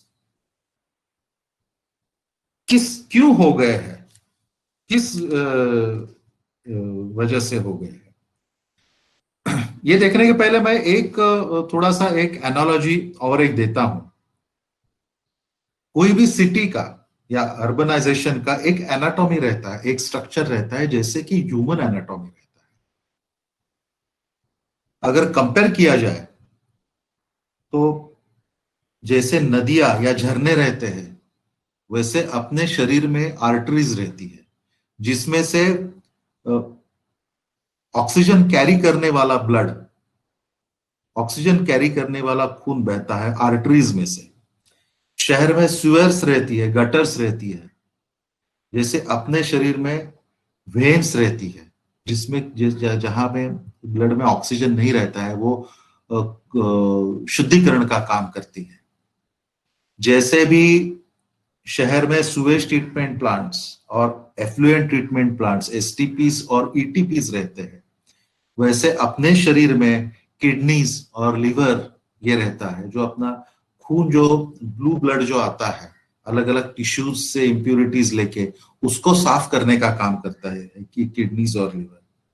जैसे भी शहर के आसपास हिल्स रहती है, पेड़ रहते हैं, गार्डन्स रहते हैं, ग्रीन कवर रहता है, वैसे अपने शरीर में लंग्स रहते हैं।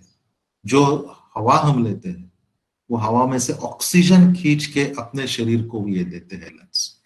तो ये सब वाइटल चीजें हैं, इसमें का एक भी अगर काम करना बंद करे या कम काम करे तो अपना जीना मुश्किल हो जाएगा। अब आप ये बताइए मुझे कि आर्टरीज में से ऑक्सीजन कैरी करने वाला शुद्ध ब्लड जो है वो बहता है और वेन्स में से बगैर ऑक्सीजन का अशुद्ध ब्लड बहता है जो सब इंप्यूरिटीज लेके बहता है। अगर ये दोनों मिक्स कर दिया जाए अपने शरीर में तो क्या हम जिंदा रह पाएंगे? क्या अपना सुवेज जो है ये अगर नदी में छोड़ा जाए विदाउट ट्रीटमेंट तो ऐसे शहर कितने साल तक जी पाएंगे? क्या अपनी किडनीज और लिवर काम करना बंद कर देगी तो हम जिंदा रह पाएंगे? तो अपने एसटीपीज और ईटीपीज क्यों नहीं काम करते? अपने लंग्स अगर काम करना छोड़ दे तो हम कुछ ही मिनट में खत्म हो जाएंगे। तो फिर हम अपने हिल्स क्यों बर्बाद करते हैं? तो फिर हम अपने पेड़ आजू बाजू में के क्यों काटते हैं उसको डेवलपमेंट के लिए? ये डेवलपमेंट की संकल्पना जो है अपनी, उसकी तरफ देखना बहुत जरूरी है। ये जो अर्बनाइजेशन जो हो रहा है आजकल, उसकी तरफ उसके बारे में दोबारा सोचना, ये अपने लिए बहुत जरूरी है। अपने लिए कहने के से ये ज्यादा सही होगा, अपने आगे की पीढ़ी के लिए इसके बारे में सोचना ये बहुत ज्यादा जरूरी है। आपके लिए, आप सब नौजवान लोग हो, आपके लिए इसके बारे में सोचना ये बहुत जरूरी है। लॉकडाउन में आपने देखा काफी चीजें बदल गई थी, खास करके शहरों में। सूरज ज्यादा रोशनी दे रहा था, हवा ज्यादा फ्रेश थी, नदियां थोड़ी साफ सुथरी हो गई थी और बहुत शांतता थी। जैसे कि ये नेचर जो है ना, वो खुद रिवाइटलाइज हो रहा था। That's a natural corrective phenomena. वो फेनोमेना बहुत तेजी से चल रही थी, क्योंकि अभी कुछ देर पहले एक बहन ने पूछा कि नदियां कैसी मैनेज करने की। तो हमारा ये नदियों में इंटरफियरेंस जो है वो कम हुआ था, उसकी वजह से नदियां साफ बह रही थी। ये क्यों हो रहा था? मेरे ख्याल से ये सही वक्त है इसके ऊपर सोचने का और इसका जवाब ढूंढने का, ताकि हम भविष्य के लिए तैयार हो जाए। जो गलतियां आज तक की है, कर रहे हैं, वो गलतियां भविष्य में ना करें। बोल नहीं सकते ये जो पैंडेमिक कोरोना का आया है ऐसा कहना जरूरी है, अभी तक गया नहीं है। इससे भी ज्यादा खतरनाक पैंडेमिक भविष्य में राउंड द कॉर्नर होगा। ये वायरस एयरबोर्न नहीं है, शायद वो वायरस एयरबोर्न होगा। तो humans are the most vulnerable creature on the earth. सबसे पहले इंसान खत्म हो जाएगा, बाद में बाकी के सब क्रीचर्स खत्म हो जाएंगे। तो इसको, ये ऐसे भविष्य को कैसे हम फेस करें, इसके ऊपर सोचना बहुत जरूरी है। तो ऐसा देखा जाए तो ये जो पैंडेमिक है कोरोना का, इसको एक आइसोलेशन में इसकी तरफ देखना ये थोड़ा सा गलत होगा, ऐसे मुझे लगता है। क्योंकि गए कुछ साल में हमने नेचुरल कैलामिटीज बहुत सारी देखी है, बहुत नेचुरल कैलामिटीज देखी है। हर साल अलग अलग आती है, अलग अलग जगह पे आती है, जैसे कि बादल फटना, बाढ़, साइक्लोन्स, फॉरेस्ट फायर्स जो अमेरिका में चल रहे हैं। ऑस्ट्रेलिया में बहुत बड़ा फॉरेस्ट फायर हुआ था। Millions of wild creatures died in it. क्या दोष था उनका? तो ये जितनी, ये इसका प्रमाण बहुत बढ़ गया है ये नेचुरल कैलामिटीज का, और इसके बीच में डेफिनेटली कुछ तो लिंक है। ये लिंक क्या है? ये क्लाइमेट चेंज की लिंक क्या है? क्लाइमेट चेंज की वजह से ये हो रहा है क्या? ये अपने को ढूंढना बहुत जरूरी है और इसको एड्रेस करना भी बहुत जरूरी है। इसलिए मैं बोल रहा था कि ये जो क्लाइमेट चेंज तो एंथ्रोपोजेनिक इंटरफेरेंस से हो रहा है, ये सब लोग जानते हैं, पोल्यूशन की वजह से हो रहा है। इसको कम करना अपने को बहुत जरूरी है, और नहीं तो अपने को ये फ्यूचर के लिए तैयार होना बहुत मुश्किल हो जाएगा। So this is the right time, right opportune time to revisit and review our concept of development. ये जो हम डेवलपमेंट जो बोल रहे हैं, इसकी तरफ देखना बहुत जरूरी है। क्या इसकी वजह से तो हम अपना पर्यावरण, अपना एनवायरनमेंट, अपनी आगे की पीढ़ियों का भविष्य बर्बाद तो नहीं कर रहे? सो ये जो डेवलपमेंट का मॉडल हमने जो अपनाया है, खास करके जो डेवलपिंग कंट्रीज है उसमें जो अपनाया गया है, ये देखना बहुत जरूरी है। अब देखिए 1951 में रूरल इंडिया में पॉपुलेशन था 82.7% और 17.3% लोग सिटीज में रहते थे, अर्बन इंडिया में रहते थे। 2011 तक ये 82.7% जो रूरल पॉपुलेशन था वो 68.8% हो गया, मतलब बहुत कम हो गया, करीबन 15%। और 17.3% जो अर्बन पॉपुलेशन था वो 31.2% तक बढ़ा। अब ये 9 साल में और भी इसमें फर्क आया होगा। तो फिगर्स में अगर देखा जाए तो अर्बन पॉपुलेशन जो 1951 में करीबन 6.25 करोड़ था वो करीबन 38 करोड़ हो गया है 2011 में, मतलब 6 गुना बढ़ गया है अर्बन पॉपुलेशन। ये क्यों हो गया? 17% से 32% तक अर्बन पॉपुलेशन क्यों बढ़ा और दूसरी तरफ रूरल पॉपुलेशन कम हो गया? वो रूरल से अर्बन इंडिया की तरफ बहुत बड़ी संख्या में माइग्रेशन हुआ।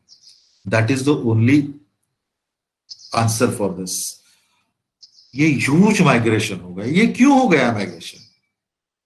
ये माइग्रेशन इसी वजह से हो गया क्योंकि आज तक मैं किसी भी सरकार को दोष नहीं देता हूं, या ऐसा कहिए हर सरकार को दोष देता हूं कि अपनी जो भी डेवलपमेंट पॉलिसीज जो है वो पूरी अर्बन सेंट्रिक डेवलपमेंट पॉलिसीज रही।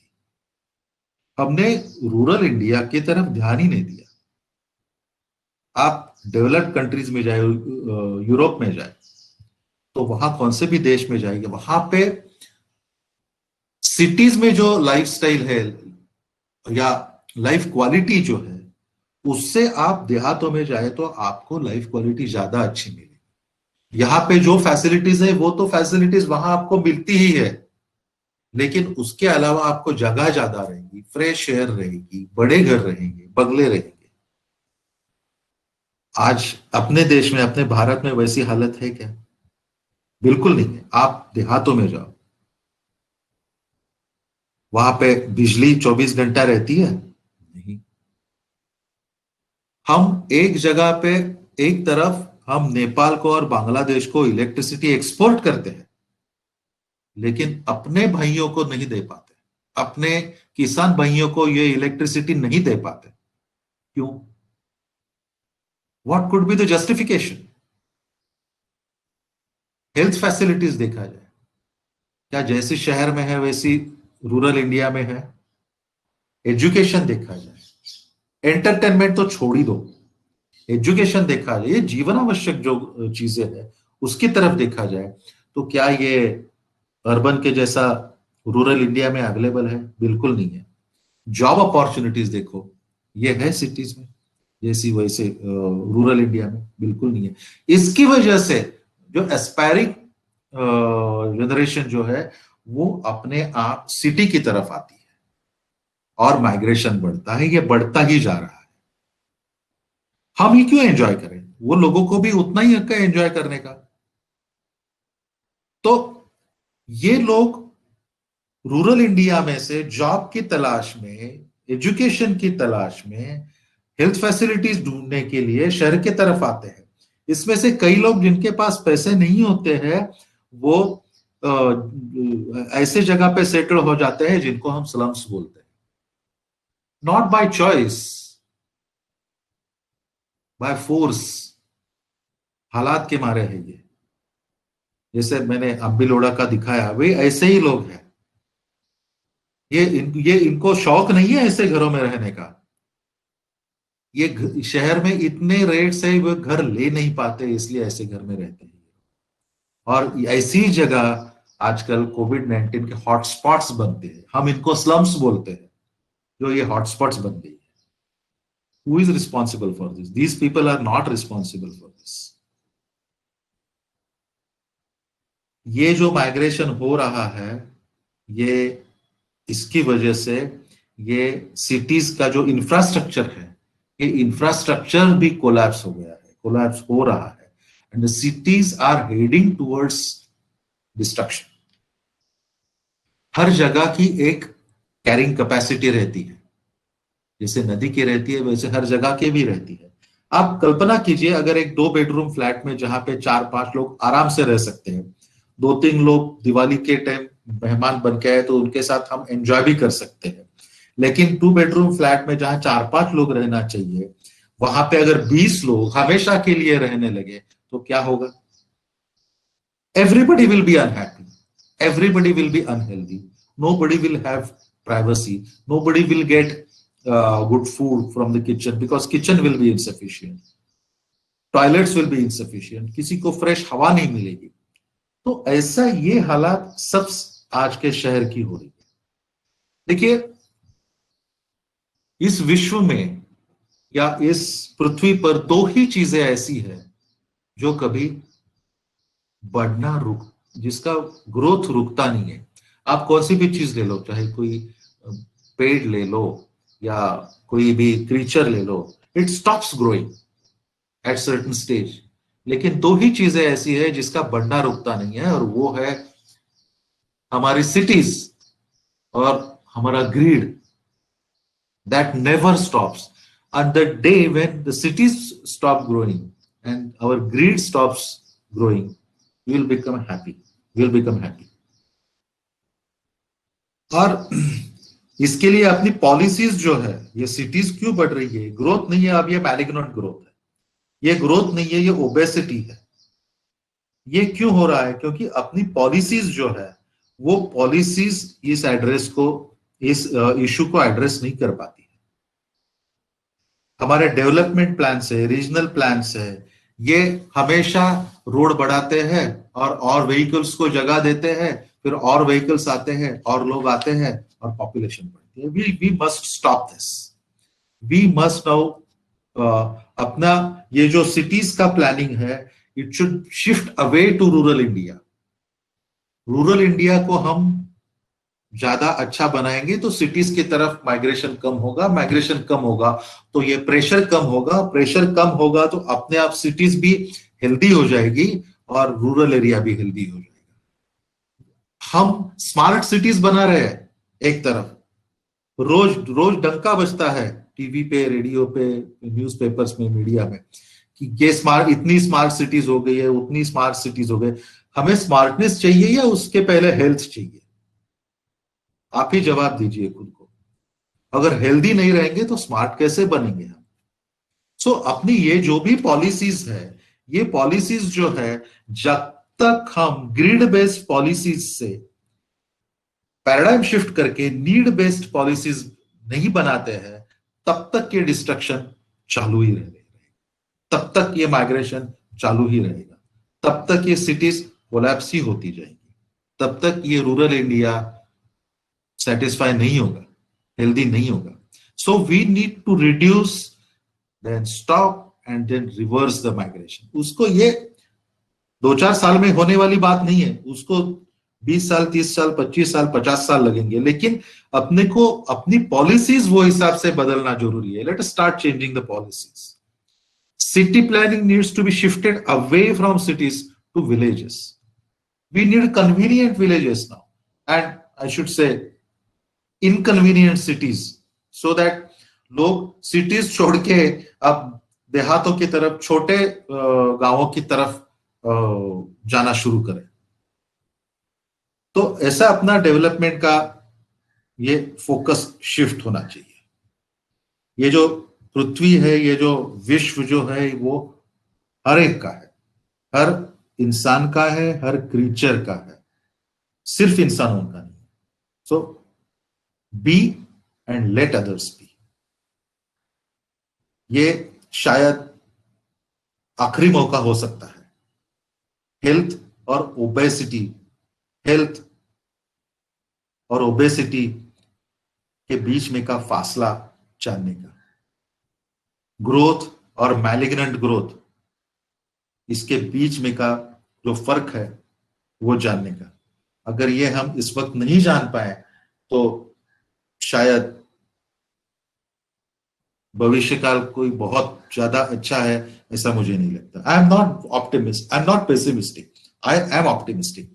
अपना देश है, ये एक हाथी की तरह है, 130 करोड़ के ऊपर आबादी है। ये हाथी सोया हुआ है, इसको अपने को जगाने का है, इसको उठाने का है। और जब ये उठ के चलने लगेगा तो आई स्वेयर इसको रोकना मुश्किल हो जाएगा। दुनिया में ऐसी कोई ताकत नहीं है जो इसको रोक पाएगी, और ये आपके हाथ में है, ये अपनी नेक्स्ट जनरेशन के हाथ में है।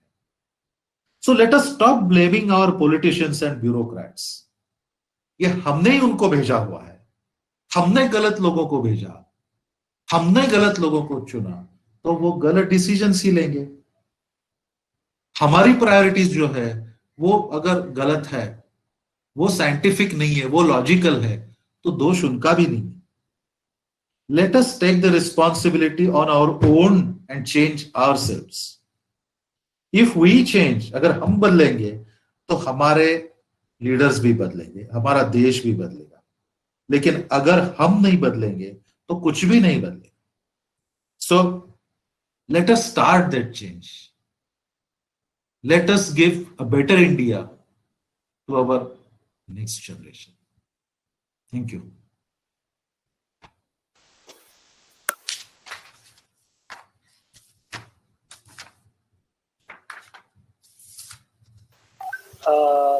यस, हाँ, किसी को कुछ और कमेंट रखना है, पूछना है सारंग जी से, तो पूछ सकते हैं।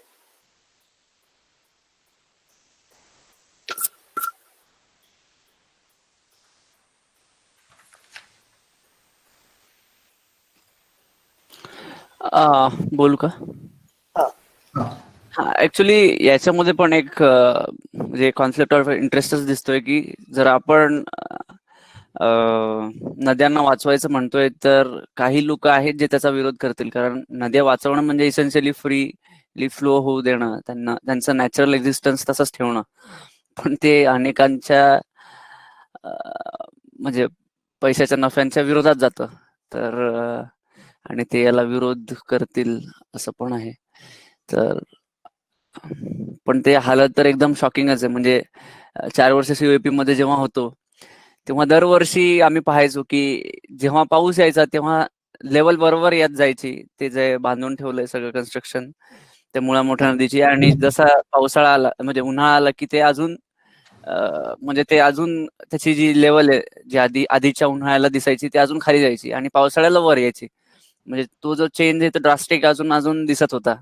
आणि त्याचा अनुभव इतका वाईट आहे की आमच्या कॉलेजमध्ये जिथे बोटिंगच्या कॉम्पिटिशन्स वगैरे व्हायच्या, तिथे जे बोटिंग चालते तर त्याच्यासाठी वेगळं पाणी सोडलं जायचं, कारण ते जवळपास फेब्रुवारी मार्चच्या या कालावधीत व्हायचं, तर तेव्हा पाणीच नसायचं नदीमध्ये बोटिंग करण्यासाठी, तर ते कॉर्पोरेशन तिकडून सोडायचं पाणी. तर अशी परिस्थिती झाली आहे की ज्या म्हणजे नैसर्गिक नद्या आहे त्यांचा म्हणजे इतकी भीषण परिस्थिती येऊन ठेपली की त्यांच्या तिथे जर जायचं म्हणलं आता तर आपल्याला वेगळं पाणी सोडावं लागतं, त्यांना पूर्ण आपण मारूनच टाकलंय असं पद्धत झालंय.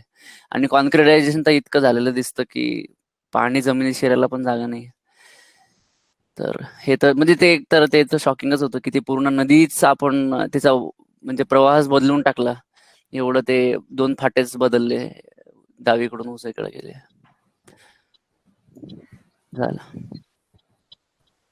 माणसांचा हस्तक्षेप फार मोठ्या प्रमाणावर चालू आहे डेव्हलपमेंटच्या नावाखाली, आणि हे थांबणं गरजेचं आहे.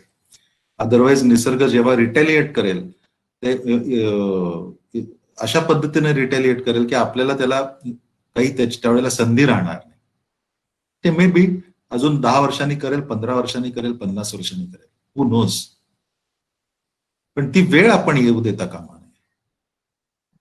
आपल्याला डेव्हलपमेंटची नशा जी आहे ही नशा उतरणं गरजेचं आहे. ये शरद. अतिशय उत्कृष्ट हे भाषण झालं, परंतु पर्यावरण EIA बद्दल थोडंसं काही सांगता येईल का या ग्रुपला? कारण मला वाटतं सगळे यंग लोक आहेत आणि काहीतरी करू शकतील ऍटलिस्ट ते तरी. EIA नोटिफिकेशन जे आता आलेलं आहे 2020 मध्ये, तर बेसिकली ते ड्राफ्ट नोटिफिकेशन आहे आणि त्याच्यात अनेक म्हणजे भीषण क्लॉजेस इनकॉर्पोरेट झालेली आहे. त्यातल्या एकाच क्लॉजचा मी उल्लेख करतो, ते म्हणजे EIA म्हणजे काय, एन्व्हायरमेंट इम्पॅक्ट असेसमेंट. म्हणजे कुठलंही मोठं प्रोजेक्ट असेल, मग ते धरण असेल, काही इंडस्ट्री असेल किंवा रेसिडेन्शियल प्रोजेक्ट असेल, कुठलंही मोठं प्रोजेक्ट ठराविक मर्यादेच्या बाहेरचं असेल, ते प्रोजेक्ट सुरू करण्याआधी त्याचे एन्व्हायरमेंटल इम्पॅक्ट काय असतील हे असेस करून मग त्याला सरकार ते प्रोजेक्ट होऊ द्यायचं किंवा नाही हे ठरवतं. तर हे असेसमेंट करण्यासाठीचे जे काही नॉर्म्स आहेत, तो जो कायदा आहे that is called as EIA notification. हे 2006 साली आलं होतं. तर ते आत्ताच्या सरकारने परत ते बदललेलं आहे आणि हे बदलताना त्यांनी अत्यंत विघातक काही काही गोष्टी इन्कॉर्पोरेट केलेल्या आहेत. त्याच्यातली एक गोष्ट म्हणजे पोस्ट फॅक्टो EIA क्लिअरन्स द्यायचा, post facto EC, post facto environmental clearance त्या प्रोजेक्टला द्यायचा. म्हणजे तुम्ही प्रोजेक्ट सुरू करा आणि मग त्याच्यानंतर तुम्ही EIA साठी EC साठी अप्लाय करा आणि मग आम्ही ते क्लिअर करू, सगळं व्हेरीफाय करून. आता शेकडो कोटींची जी प्रोजेक्ट असतात ही काय कोणी नंतर बंद करा म्हणून सांगतं का गव्हर्नमेंट? त्याला फेट अकम्प्लाय सिच्युएशन आपोआप येते आणि ही प्रोजेक्ट अशीच चालू राहतात. तर हे जे काही आहे म्हणजे डेव्हलपमेंटच्या नावाखाली ही डेव्हलपमेंट नाहीये. हे अत्यंत विघातक या प्रोविजन्स आहेत आणि वी शुड इनफैक्ट अपने को पर्यावरण के बारे में ज्यादा से ज्यादा स्ट्रिक्ट होने की तरफ बढ़ने का है. That will be development. पर्यावरण की तरफ उसका हानि होगी, उसका डिस्ट्रक्शन होगा, ऐसी provision is not development. That is regressive. That is a very regressive provision in that EIA notification.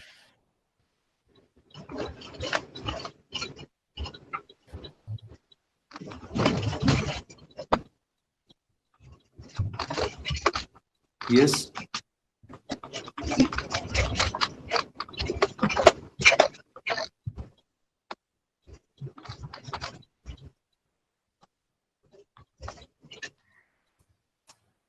कोई और सवाल है किसी के या कोई कमेंट भी है? अक्षय बोलतो.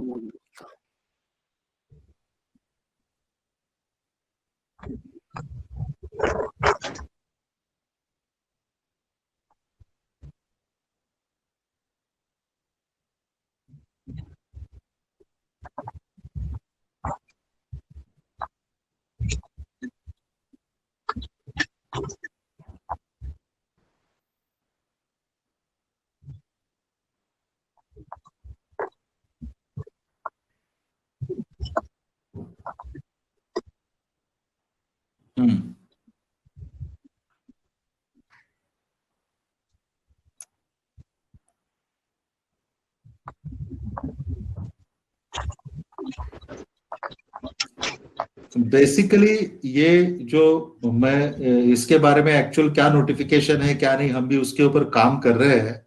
उसका डॉक्यूमेंटेशन अभी तक हमारे हाथ में भी नहीं आया है. There are certain organization, certain individuals जो ये हिल टॉप हिल स्लोप्स है उसको प्रोटेक्ट करने के पीछे है. और there is a developers lobby जो हिल टॉप हिल स्लोप्स को रेसिडेंशियल जोन में कन्वर्ट कर रही है.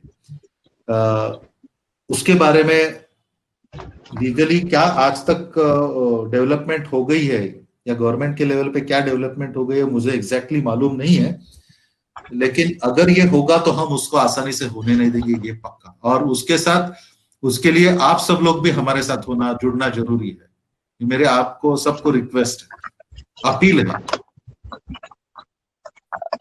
एक्चुअली हम तो अभी इस पे कैंपेनिंग करने वाले थे संडे को, क्योंकि जैसे अभी हम जहाँ पे रहते हैं उसके आजू बाजू जो ये सिम्बोसिस वाली ये टेकड़ी या फिर ये एयर वाली जो है, तो यहाँ पे तो काफी लोग आते हैं सुबह. तो वहाँ पे एक्चुअली हम इसका थोड़ा कैंपेन करने का सोच रहे थे, क्योंकि वो तो डायरेक्टली इन लोगों को भी जल्दी समझ में आएगा कि भाई टेकड़ी पे अगर ये एक बार वो प्राइवेट लोगों के हाथ में चली गई तो वो तो आने ही नहीं देंगे उधर. आप ये जो इश्यू है ना, अपने हाथ में कुछ डॉक्यूमेंट्स आने दो इसके बारे में. डॉक्यूमेंट्स एक बार अपने हाथ में आए तो लोगों के सामने पेश करना ज्यादा सही रहेगा. हियरसे के ऊपर सिर्फ न्यूज़पेपर में जो न्यूज आई है उसके ऊपर लोगों को अपील करना, ये थोड़ा सा अभी के हिसाब से मुझे ठीक नहीं लगता है. So let us be in touch with each other. जैसे भी इसके बारे में कुछ अपने हाथ में आया तो हम उसके ऊपर जरूर बोलेंगे. लेकिन अभी एक बात मैं आपको इसके बारे में बताता हूं. ये जो नेशनल ग्रीन ट्राइब्यूनल है, राष्ट्रीय हरित अधिकरण, तो इसने एक केस में ऐसा एक जजमेंट दिया था कि ये जो टेकड़ियां जो है, हिल्स जो है, इसका स्लोप जहां खत्म होता है वहां से कुछ 100-150 किलोमीटर के दायरे में कुछ कंस्ट्रक्शन अलाउड नहीं रहेगा. एक्सेप्ट रोड्स वगैरह। तो ये बहुत ही इंपॉर्टेंट और पॉजिटिव जजमेंट था एनजीटी का, एक केस में दिया था। तो ये जजमेंट को क्रेडाई ने हाईकोर्ट में चैलेंज किया। हाईकोर्ट ने क्रेडाई का जो है पिटिशन वो डिसमिस कर दिया, वो उन्होंने माना नहीं। तो क्रेडाई सुप्रीम कोर्ट गई, सुप्रीम कोर्ट में उन्होंने ये चैलेंज किया। उसमें आप लोग विश्वास नहीं करेंगे, इसमें बीच में एक गवर्नमेंट ने, स्टेट गवर्नमेंट ने भी एक नोटिफिकेशन ये एनजीटी की जो जजमेंट है उसके बेस पर निकाला था कि ये हिल्स के बाउंड्री से ये 100 मीटर पर कुछ कंस्ट्रक्शन अलाउड नहीं है। तो उसको ये नोटिफिकेशन सुप्रीम कोर्ट में चैलेंज हुआ था। सो द रिस्पोंडेंट था महाराष्ट्र गवर्नमेंट, और महाराष्ट्र गवर्नमेंट ये इसमें प्रेजेंट ही नहीं हुआ सुप्रीम कोर्ट में। ना तो उन्होंने कुछ वकील दिया, ना कुछ प्रेजेंट किया उन्होंने, और इन एब्सेंस ये सुप्रीम कोर्ट ने फिर वो क्रेडाई के फेवर में जजमेंट दे दिया। तो कैन यू बिलीव, हमारे गवर्नमेंट ने रिप्रेजेंट ही नहीं किया हमको, और एक्स पार्टी जजमेंट फिर हो गया और सुप्रीम कोर्ट का हो गया। ऐसी हालात है। अब ऐसा हो सकता है क्या कि गवर्नमेंट ने गलती से, गवर्नमेंट भूल गई कि कोई वहां पे वकील देने को? नहीं, ऐसा नहीं हो सकता। ये जानबूझ के किया हुआ है। सेम केस कोल्हापुर के फ्लड लाइन्स की है, वो एक अलग कहानी है, लेकिन उसमें भी ये जो गलत फ्लड लाइन्स के मैप थे वही कायम किए जाए, ऐसे पहले वाले चीफ मिनिस्टर माननीय देवेंद्र फडणवीस ने एक नोटिफिकेशन पे ऑर्डर दिया हुआ है। तो गलत उनके ये नोटिफिकेशन ने गलत फ्लड लाइन्स कायम की कोल्हापुर की, और करीबन 800 या 1200 एकड़ का जो एरिया है जो फ्लड लाइन के अंदर था उसको डेवलपमेंट एरिया बना दिया। और उसमें जो डेवलपमेंट उसके बाद में हो गई उसके लिए अपने चीफ मिनिस्टर जिम्मेदार है काफी हद तक। ये प्रूफ है मेरे पास। मैंने एक प्रेस कॉन्फ्रेंस लिया था, ये प्रेस कॉन्फ्रेंस में ये प्रूफ मैंने चीफ मिनिस्टर के सिग्नेचर के डॉक्यूमेंट्स मैंने प्रेस को दिए थे, लेकिन वो टोटल दबा दिया गया। ना तो पेपर में आया, ना टीवी पे आया, कहीं भी नहीं आया है। क्यों हो गया? ये कोल्हापुर के फ्लड्स के बाद में दिया था हमने। आम आदमी को पता ही नहीं चलता है ये लोग अपने ऊपर कैसे राज करते हैं। आम आदमी को पता ही नहीं चलता है ये एनवायरमेंटल डिस्ट्रक्शन डेवलपमेंट के नाम से कैसे कर रहे हैं खुद की जेब भरने के लिए, चाहे वो कौन सा भी पार्टी हो। अब ये सुप्रीम कोर्ट में चैलेंज नहीं किया, उस वक्त शिवसेना है। अब कोल्हापुर के फ्लड लाइन का किस्सा हो गया, उस वक्त बीजेपी था। हम सो रहे हैं, हमें उठना चाहिए। Anyway, next question. एक मिष्टी ने एक पूछा है कि can environmental lawyers really make a difference? Environmental lawyers क्या कुछ मतलब उससे फर्क पड़ता है क्या उनकी जो? एनवायरमेंटल लॉयर्स ने अगर ईमानदारी से काम किया तो बहुत फर्क पड़ता है, लेकिन इसमें एक बात बहुत जरूरी है कि जुडिशियरी विच इज जो एक पिलर है डेमोक्रेसी का, वो स्ट्रांग होना बहुत जरूरी है। आज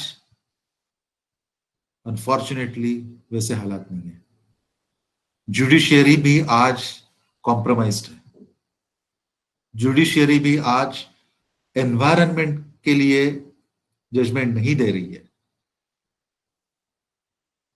सब ये जो है ये कॉन्ट्रैक्टर ओरिएंटेड पॉलिसीज है, कॉन्ट्रैक्टर ड्रिवन पॉलिसीज है। तो ये मतलब ये बहुत ही अहम हिस्सा है। एनवायरमेंटल लॉयर्स जो है बहुत ही अहम हिस्सा है। अगर इन्होंने ये सीरियसली ले लिया, इन्होंने अगर ये कोर्ट के सामने बहुत जोर से ये बातें कही, तो डेफिनेटली ये फर्क जरूर पड़ेगा, जरूर पड़ेगा, पड़ता है। यस।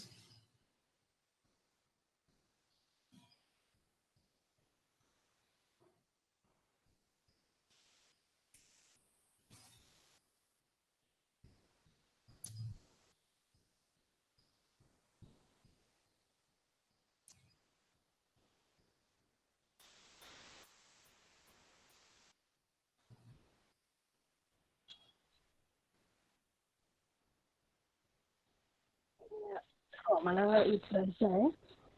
हॅलो. हा, येतोय ऐकू. ओके. तर ह्या आधी पाऊस कमी व्हायचा तर लोक ते रेन वॉटर स्टोअर करत होते, पण सध्या पाऊस खूप होतोय आणि ते वॉश आउट होऊन जाते पाणी, तर मग कुणी स्टोअर करत नाही. तर ह्याचा इम्पॅक्ट फ्युचरमध्ये म्हणजे वॉटर स्ट्रेस कंडिशन किंवा तसा काही होऊ शकतो का? म्हणजे हा स्पेसिफिकली रेन वॉटर हार्वेस्टिंगच्या दृष्टिकोनातून विचारताय का तुम्ही? हो. हा. पाऊस खूप होतोय असं नाहीये, पाऊस तेवढाच होतोय थोड्याफार फरकाने. फक्त याच्यात होतंय काय, जसं मी सुरुवातीला सांगितलं तसं पावसाचे दिवस कमी झालेले, त्यामुळे पावसाची इंटेन्सिटी वाढलेली. तो कम देर में ज्यादा बारिश होती है, और कम देर में ज्यादा बारिश हो गई तो सरफेस रन ऑफ बढ़ते हैं, क्योंकि पानी को जमीन के अंदर परकोलेट होने के लिए वक्त नहीं मिलता है। और दूसरी तरफ ये सॉइल कैपिंग भी बहुत ज्यादा हो गया है, ये भी है। दोनों की वजह से ये परकोलेशन कम होता है, और जिसकी वजह से ग्राउंड वाटर डिप्लेशन काफी ज्यादा हो रहा है आजकल। तो लेकिन ये जरूरी है कि हम ज्यादा से ज्यादा रेन वाटर हार्वेस्टिंग करें, हम ग्राउंड वाटर की तरफ, एक्विफर्स की तरफ ज्यादा ध्यान दें, ये जरूरी है। जैसे भी बारिश की पैटर्न जो है वो तो बदले या ना बदले, अपने को तो रेन वाटर हार्वेस्टिंग करना बहुत जरूरी है। येस. ओके. आणि एक प्रश्न होता, जो साबरमती प्रोजेक्ट फॉर एक्झाम्पल आपल्याकडे आता तो पूर्ण आहे साबरमती प्रोजेक्ट आणि तिथे फ्लड येतोय, तर तिथे त्या रिव्हरची डेप्थ वाढवली तर म्हणजे काही इम्पॅक्ट होईल का रिव्हरवर किंवा त्यातला वॉटर बॉडी? इट्स बहुत ही इंटरेस्टिंग सवाल है आपका। अब आप एक बात ध्यान में रखिए, पानी जो नदी में से बढ़ता है, बहुत ही इंपॉर्टेंट सवाल है और अच्छा सवाल है। पानी जो नदी में से बहता है, जो क्षमता रहती है, कैरिंग कैपेसिटी जो नदी की रहती है, वो दो चीजों के ऊपर डिपेंड करती है। एक तो उसका क्रॉस सेक्शनल एरिया, मतलब उसकी डेप्थ और चौड़ाई। जितनी डेप्थ और चौड़ाई ज्यादा, क्रॉस सेक्शनल एरिया जितना ज्यादा, उतना उसमें से पानी ज्यादा बह सकता है। और दूसरी बात है पानी की बहने का स्पीड। पानी जितना स्पीड से बहेगा उतनी भी उसकी क्षमता बढ़ती है, मतलब कितना फीट पर सेकंड पानी बढ़ता है, डबल हो गया तो उसकी कैरिंग कैपेसिटी डबल हो गई। अब आप एक बात बताइए, एक जगह पे नदी डीपन की, तो जो उसका ग्रेडियंट जो है आपने बदल किया, पॉइंट ए ऊपर है और पॉइंट बी नीचे है, ओके, तो पॉइंट ए से पॉइंट बी तक ग्रेडियंट ज्यादा रहेगा तो पानी की वेलोसिटी ज्यादा रहेगी। पॉइंट ए अगर आपने नीचे लाया एक्सकेवेशन करके, नदी का जो बॉटम है उसको आपने नीचे लिया, तो पॉइंट ए से पॉइंट बी तक उसका ग्रेडियंट कम हो गया।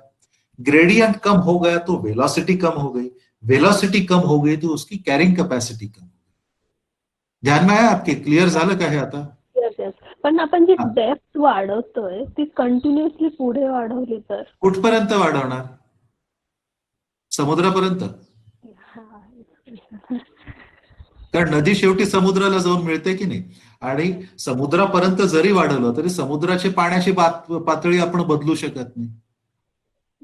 आणि जरी आपण एका प्लेसला डेप्थ इन्क्रीज केली तर तिथले जे वॉटर बायोडायव्हर्सिटी आहे, एक्झॅक्टली, त्यांना म्हणजे कसा अफेक्ट होईल? बायोडायव्हर्सिटी तिथली जी असेल, it's a very rich soil as far as biodiversity is concern, तर ती बायोडायव्हर्सिटी टोटल डॅमेज होऊन जाईल आणि त्या नदीच्या पाण्याचा डेड स्टॉक तिथे वाढेल, कसा खड्डा केल्यासारखं होईल, तिथला डेड स्टॉक वाढेल आणि त्याच्यामुळे येस थोडं ग्राउंड वॉटर पर्कोलेशन वाढू शकेल, परंतु कॅरिंग कॅपॅसिटी काही त्याच्यामुळे वाढणार नाही। इनफॅक्ट त्या ठिकाणी सिल्टिंग मोठ्या प्रमाणावर होतं परत। सिल्टिंग ये जो फेनोमेना है ये हमेशा चलती है नदी के साथ। आपने एक जगह पे नदी की डेप्थ बढ़ाई, आगे वापस कम डेप्थ है, तो वहां पे सिल्टिंग होते होते वापस वो जो है वो भर जाएगा। ओके, सर I असं hope, काही एक्झाम्पल आहे का की जिथे अशा पद्धतीचं काही केलेलं आहे वगैरे, म्हणजे नदीची डेप्थ आर्टिफिशियली वाढवली आहे असं? असं अनेक ठिकाणी केलेलं आहे ना, जिथे आता नदीतून नेव्हिगेशन होतं, म्हणजे बराजेस वगैरे जातात, तिथे मोठ्या प्रमाणावर हे सगळं झालेलं आहे आणि तिथे तिथल्या पर्यावरणाचा, तिथल्या बायोडायव्हर्सिटीचा हा फार मोठ्या प्रमाणावर विध्वंस झालेला आहे. उत्तर भारतात हे अनेक ठिकाणी झालेलं आहे. ज्या नद्यांना वर्षभर पाणी असतं अशा ठिकाणी हे केलेलं आहे. परंतु आता हे नद्यांचं, गडकरींची योजना आहे ना नद्यांमधून हायवेज करायची, सो दैट इज गोइंग, उससे बहुत नुकसान होने वाला है. हम सी बेसिकली मेरा यही कहना है, अपने कन्वीनियंस के लिए दूसरों का जीना मत हराम करो, उनको बर्बाद मत करो. जो हम कर रहे हैं नदियों को एक्सकैवेट करके, बड़े बड़े डैम्स बना के, उसमें रिवर फ्रंट डेवलपमेंट बना के अपने लिए वो कर रहे हैं, that is going to, it is going to bounce back, retaliate.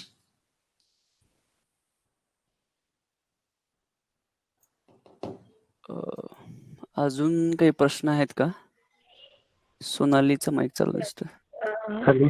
Sabarmati project आहे सध्या आपल्याकडे आहे, तर तिथे आपण फ्लड कंट्रोल जर करायचं असेल तर म्हणजे कसा करू शकतो without damaging anything? See, flood is a natural phenomena. Flood ही नॅचरल फेनॉमेना आहे त्याला, आणि हे पूर्वीपासून फ्लड्स हे आलेले आहेत नद्यांना कमी जास्त प्रमाणात. हे येत राहतील. त्याला आपल्याला, आपण त्याच्यासाठी जसं मी म्हटलं ना, मानवी स्वभाव, कधी माणूस खूप चिडतो, तापट होतो. प्रत्येक माणूस आयुष्यात कधी ना कधी चिडतोच अधूनमधून. तसं नद्यांचं सुद्धा आहे, नद्यांना सुद्धा अधूनमधून पूर येतच राहणार. आपण ते खूप मोठ्या प्रमाणावर कंट्रोल करू. आपली ही जी धारणा आहे ना, ही आपली धारणा बदलणं गरजेचं आहे.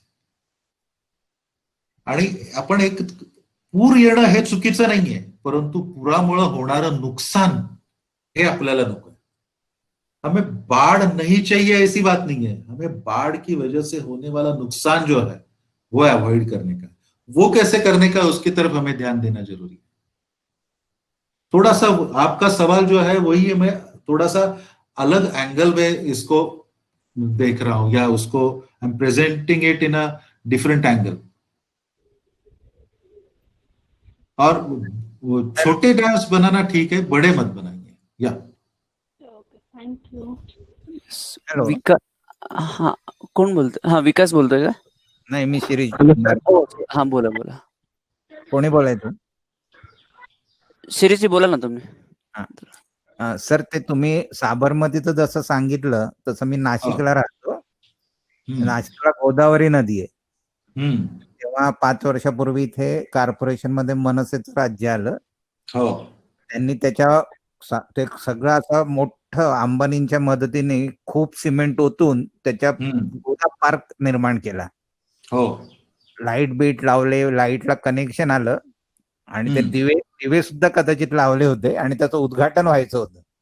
साहेब येऊन उद्घाटन करणार होते. त्याच्या आधी आला मोठा पूर. पूर्णच्या पूर्ण सगळं उद्ध्वस्त झालं. आणि आता 5 वर्ष झाली त्यांची सत्ता गेल्यामुळे ते जसंच्या तसं पडलेलं आहे. नदीचं पात्र लहान झालंय आणि ते सिमेंटचा भराव जसाच्या तसाच आहे. तर हे एक मला सांगायचं होतं. आणि दुसरं, आता हे सगळं असं पुण्यात एवढे सुजाण आणि सुशिक्षित लोक असून पुण्याची अशी परिस्थिती, तर मग राजकारणी, शासकीय अधिकारी या सगळ्यांना हे माहित नसतं का? आपण जे काही आता बोललो तेवढं सगळं त्यांना माहिती असतं ना, माहिती नसतं असं नाहीये. सगळं माहिती असतं, परंतु त्यांच्या प्रायोरिटीज वेगळ्या असतात. त्यांच्या प्रायोरिटीज त्यांचे खिसे भरणं असतं. आणि सामान्य माणसाला आपण मत दिलं, लोकशाही आपल्याकडे फक्त 5 वर्षातून एक दिवस असते, जो मतदानाचा दिवस असतो. त्याच्यानंतर पुढच्या मतदानाच्या दिवसापर्यंत लोकशाही नसते. तेव्हा फक्त राजकारणी जे म्हणतील ते आपण विचार न करता ऍक्सेप्ट करावं लागतं आपल्याला. लोकशाही चालू राहते. और नासिक में जो हुआ है उसका कोर्ट ने भी उसका जजमेंट दिया है. अभी कॉन्क्रीट कुछ जगह पे निकाला गया है नासिक में. ते मेन जे रामकुंड वगैरे त्या भागातलं. हे अजून पुढे नदी जेव्हा येते तेव्हा त्यांनी मोठा असं ते पार्क वगैरे 1 किलोमीटरचा पट्टा गोदा पार्क गोदा पार्क म्हणून सगळ्याच्या सगळा वाया गेला. प्रवाह एका बाजूने एकदम लहान झाला, म्हणजे निम्मा झाला. त्या पार्कचा पण कोणाला काही उपयोग नाही, कारण ते सगळं असं ओसाड झालं. तुम्ही सगळ्या नाशिककरांनी याच्यासाठी केस केली पाहिजे. हो, तेच आता म्हणजे तिथे राजेश पंडित म्हणून आमचे मित्र आहेत, काम करतात. हो का? हो, वसूल केला पाहिजे राजकारण्यांकडून हा खर्च, कारण तुमच्या खिशातून गेलेले आहेत पैसे. होतं की ते एखाद्या राज ठाकरेची सभा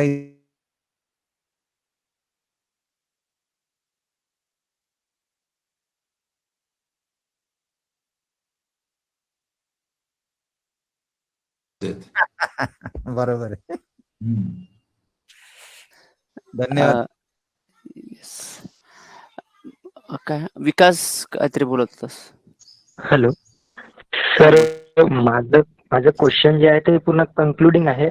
आता आपण जे आतापर्यंत जे डिस्कस केलं होतं, काही प्रॉब्लेम केलो, काही पॉलिसी कसे रॉंग आहेत त्या आपण डिस्कस केलो, पॉलिटिकल मॅटर कसे म्हणजे रॉंग जात आहेत ते पण डिस्कस केलो. तर ह्या सगळ्यातून काय निष्कर्ष निघते आणि आपण सामान्य माणूस यासाठी काय करू शकतो, म्हणजे आपण काय करू शकतो ते सांगा ना थोडं. आपण प्रत्येक गोष्ट जी करतो त्याचा काय परिणाम होतो याचा आपण विचार केला पाहिजे. आणि जगण्याचा हक्क जेवढा आपला आहे तेवढा इतरांचा, सगळ्या प्राणी मात्रांचा आहे. त्यांना पण आपण कन्सिडर केलं पाहिजे. जे आपल्याला संस्कृतीत सांगितलेलं आहे, आपल्या जे नुसतं आपण व्हॉट्सअपवर फिरवत असतो ते थोडंसं आचरणात फक्त आणलं पाहिजे. खूप अवघड काही नाहीये त्याच्यात. अवतीभोवती बघितलं पाहिजे. आपल्यामुळे कोणाला त्रास होता कामा नये, कुणामुळे आपल्याला त्रास होता कामा नये, अन्याय कुठे होता कामा नये, आणि आपण कुठे घाबरता कामा नये. कुणाचंही दडपण घ्यायचं कारण नाही, कुणालाही घाबरण्याची आवश्यकता नाही. We are the most powerful entity if India is democratic.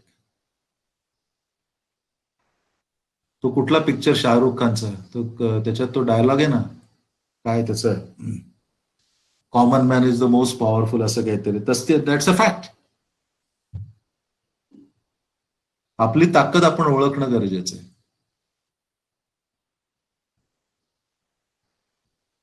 भविष्यासाठी काम करणं गरजेचं आहे. नुसतं वर्तमानात जगून उपयोग नाहीये. आपली बुद्धिमत्ता वापरली पाहिजे. We are humans, we are not animals. Anyway, काही आहेत प्रश्न अजून?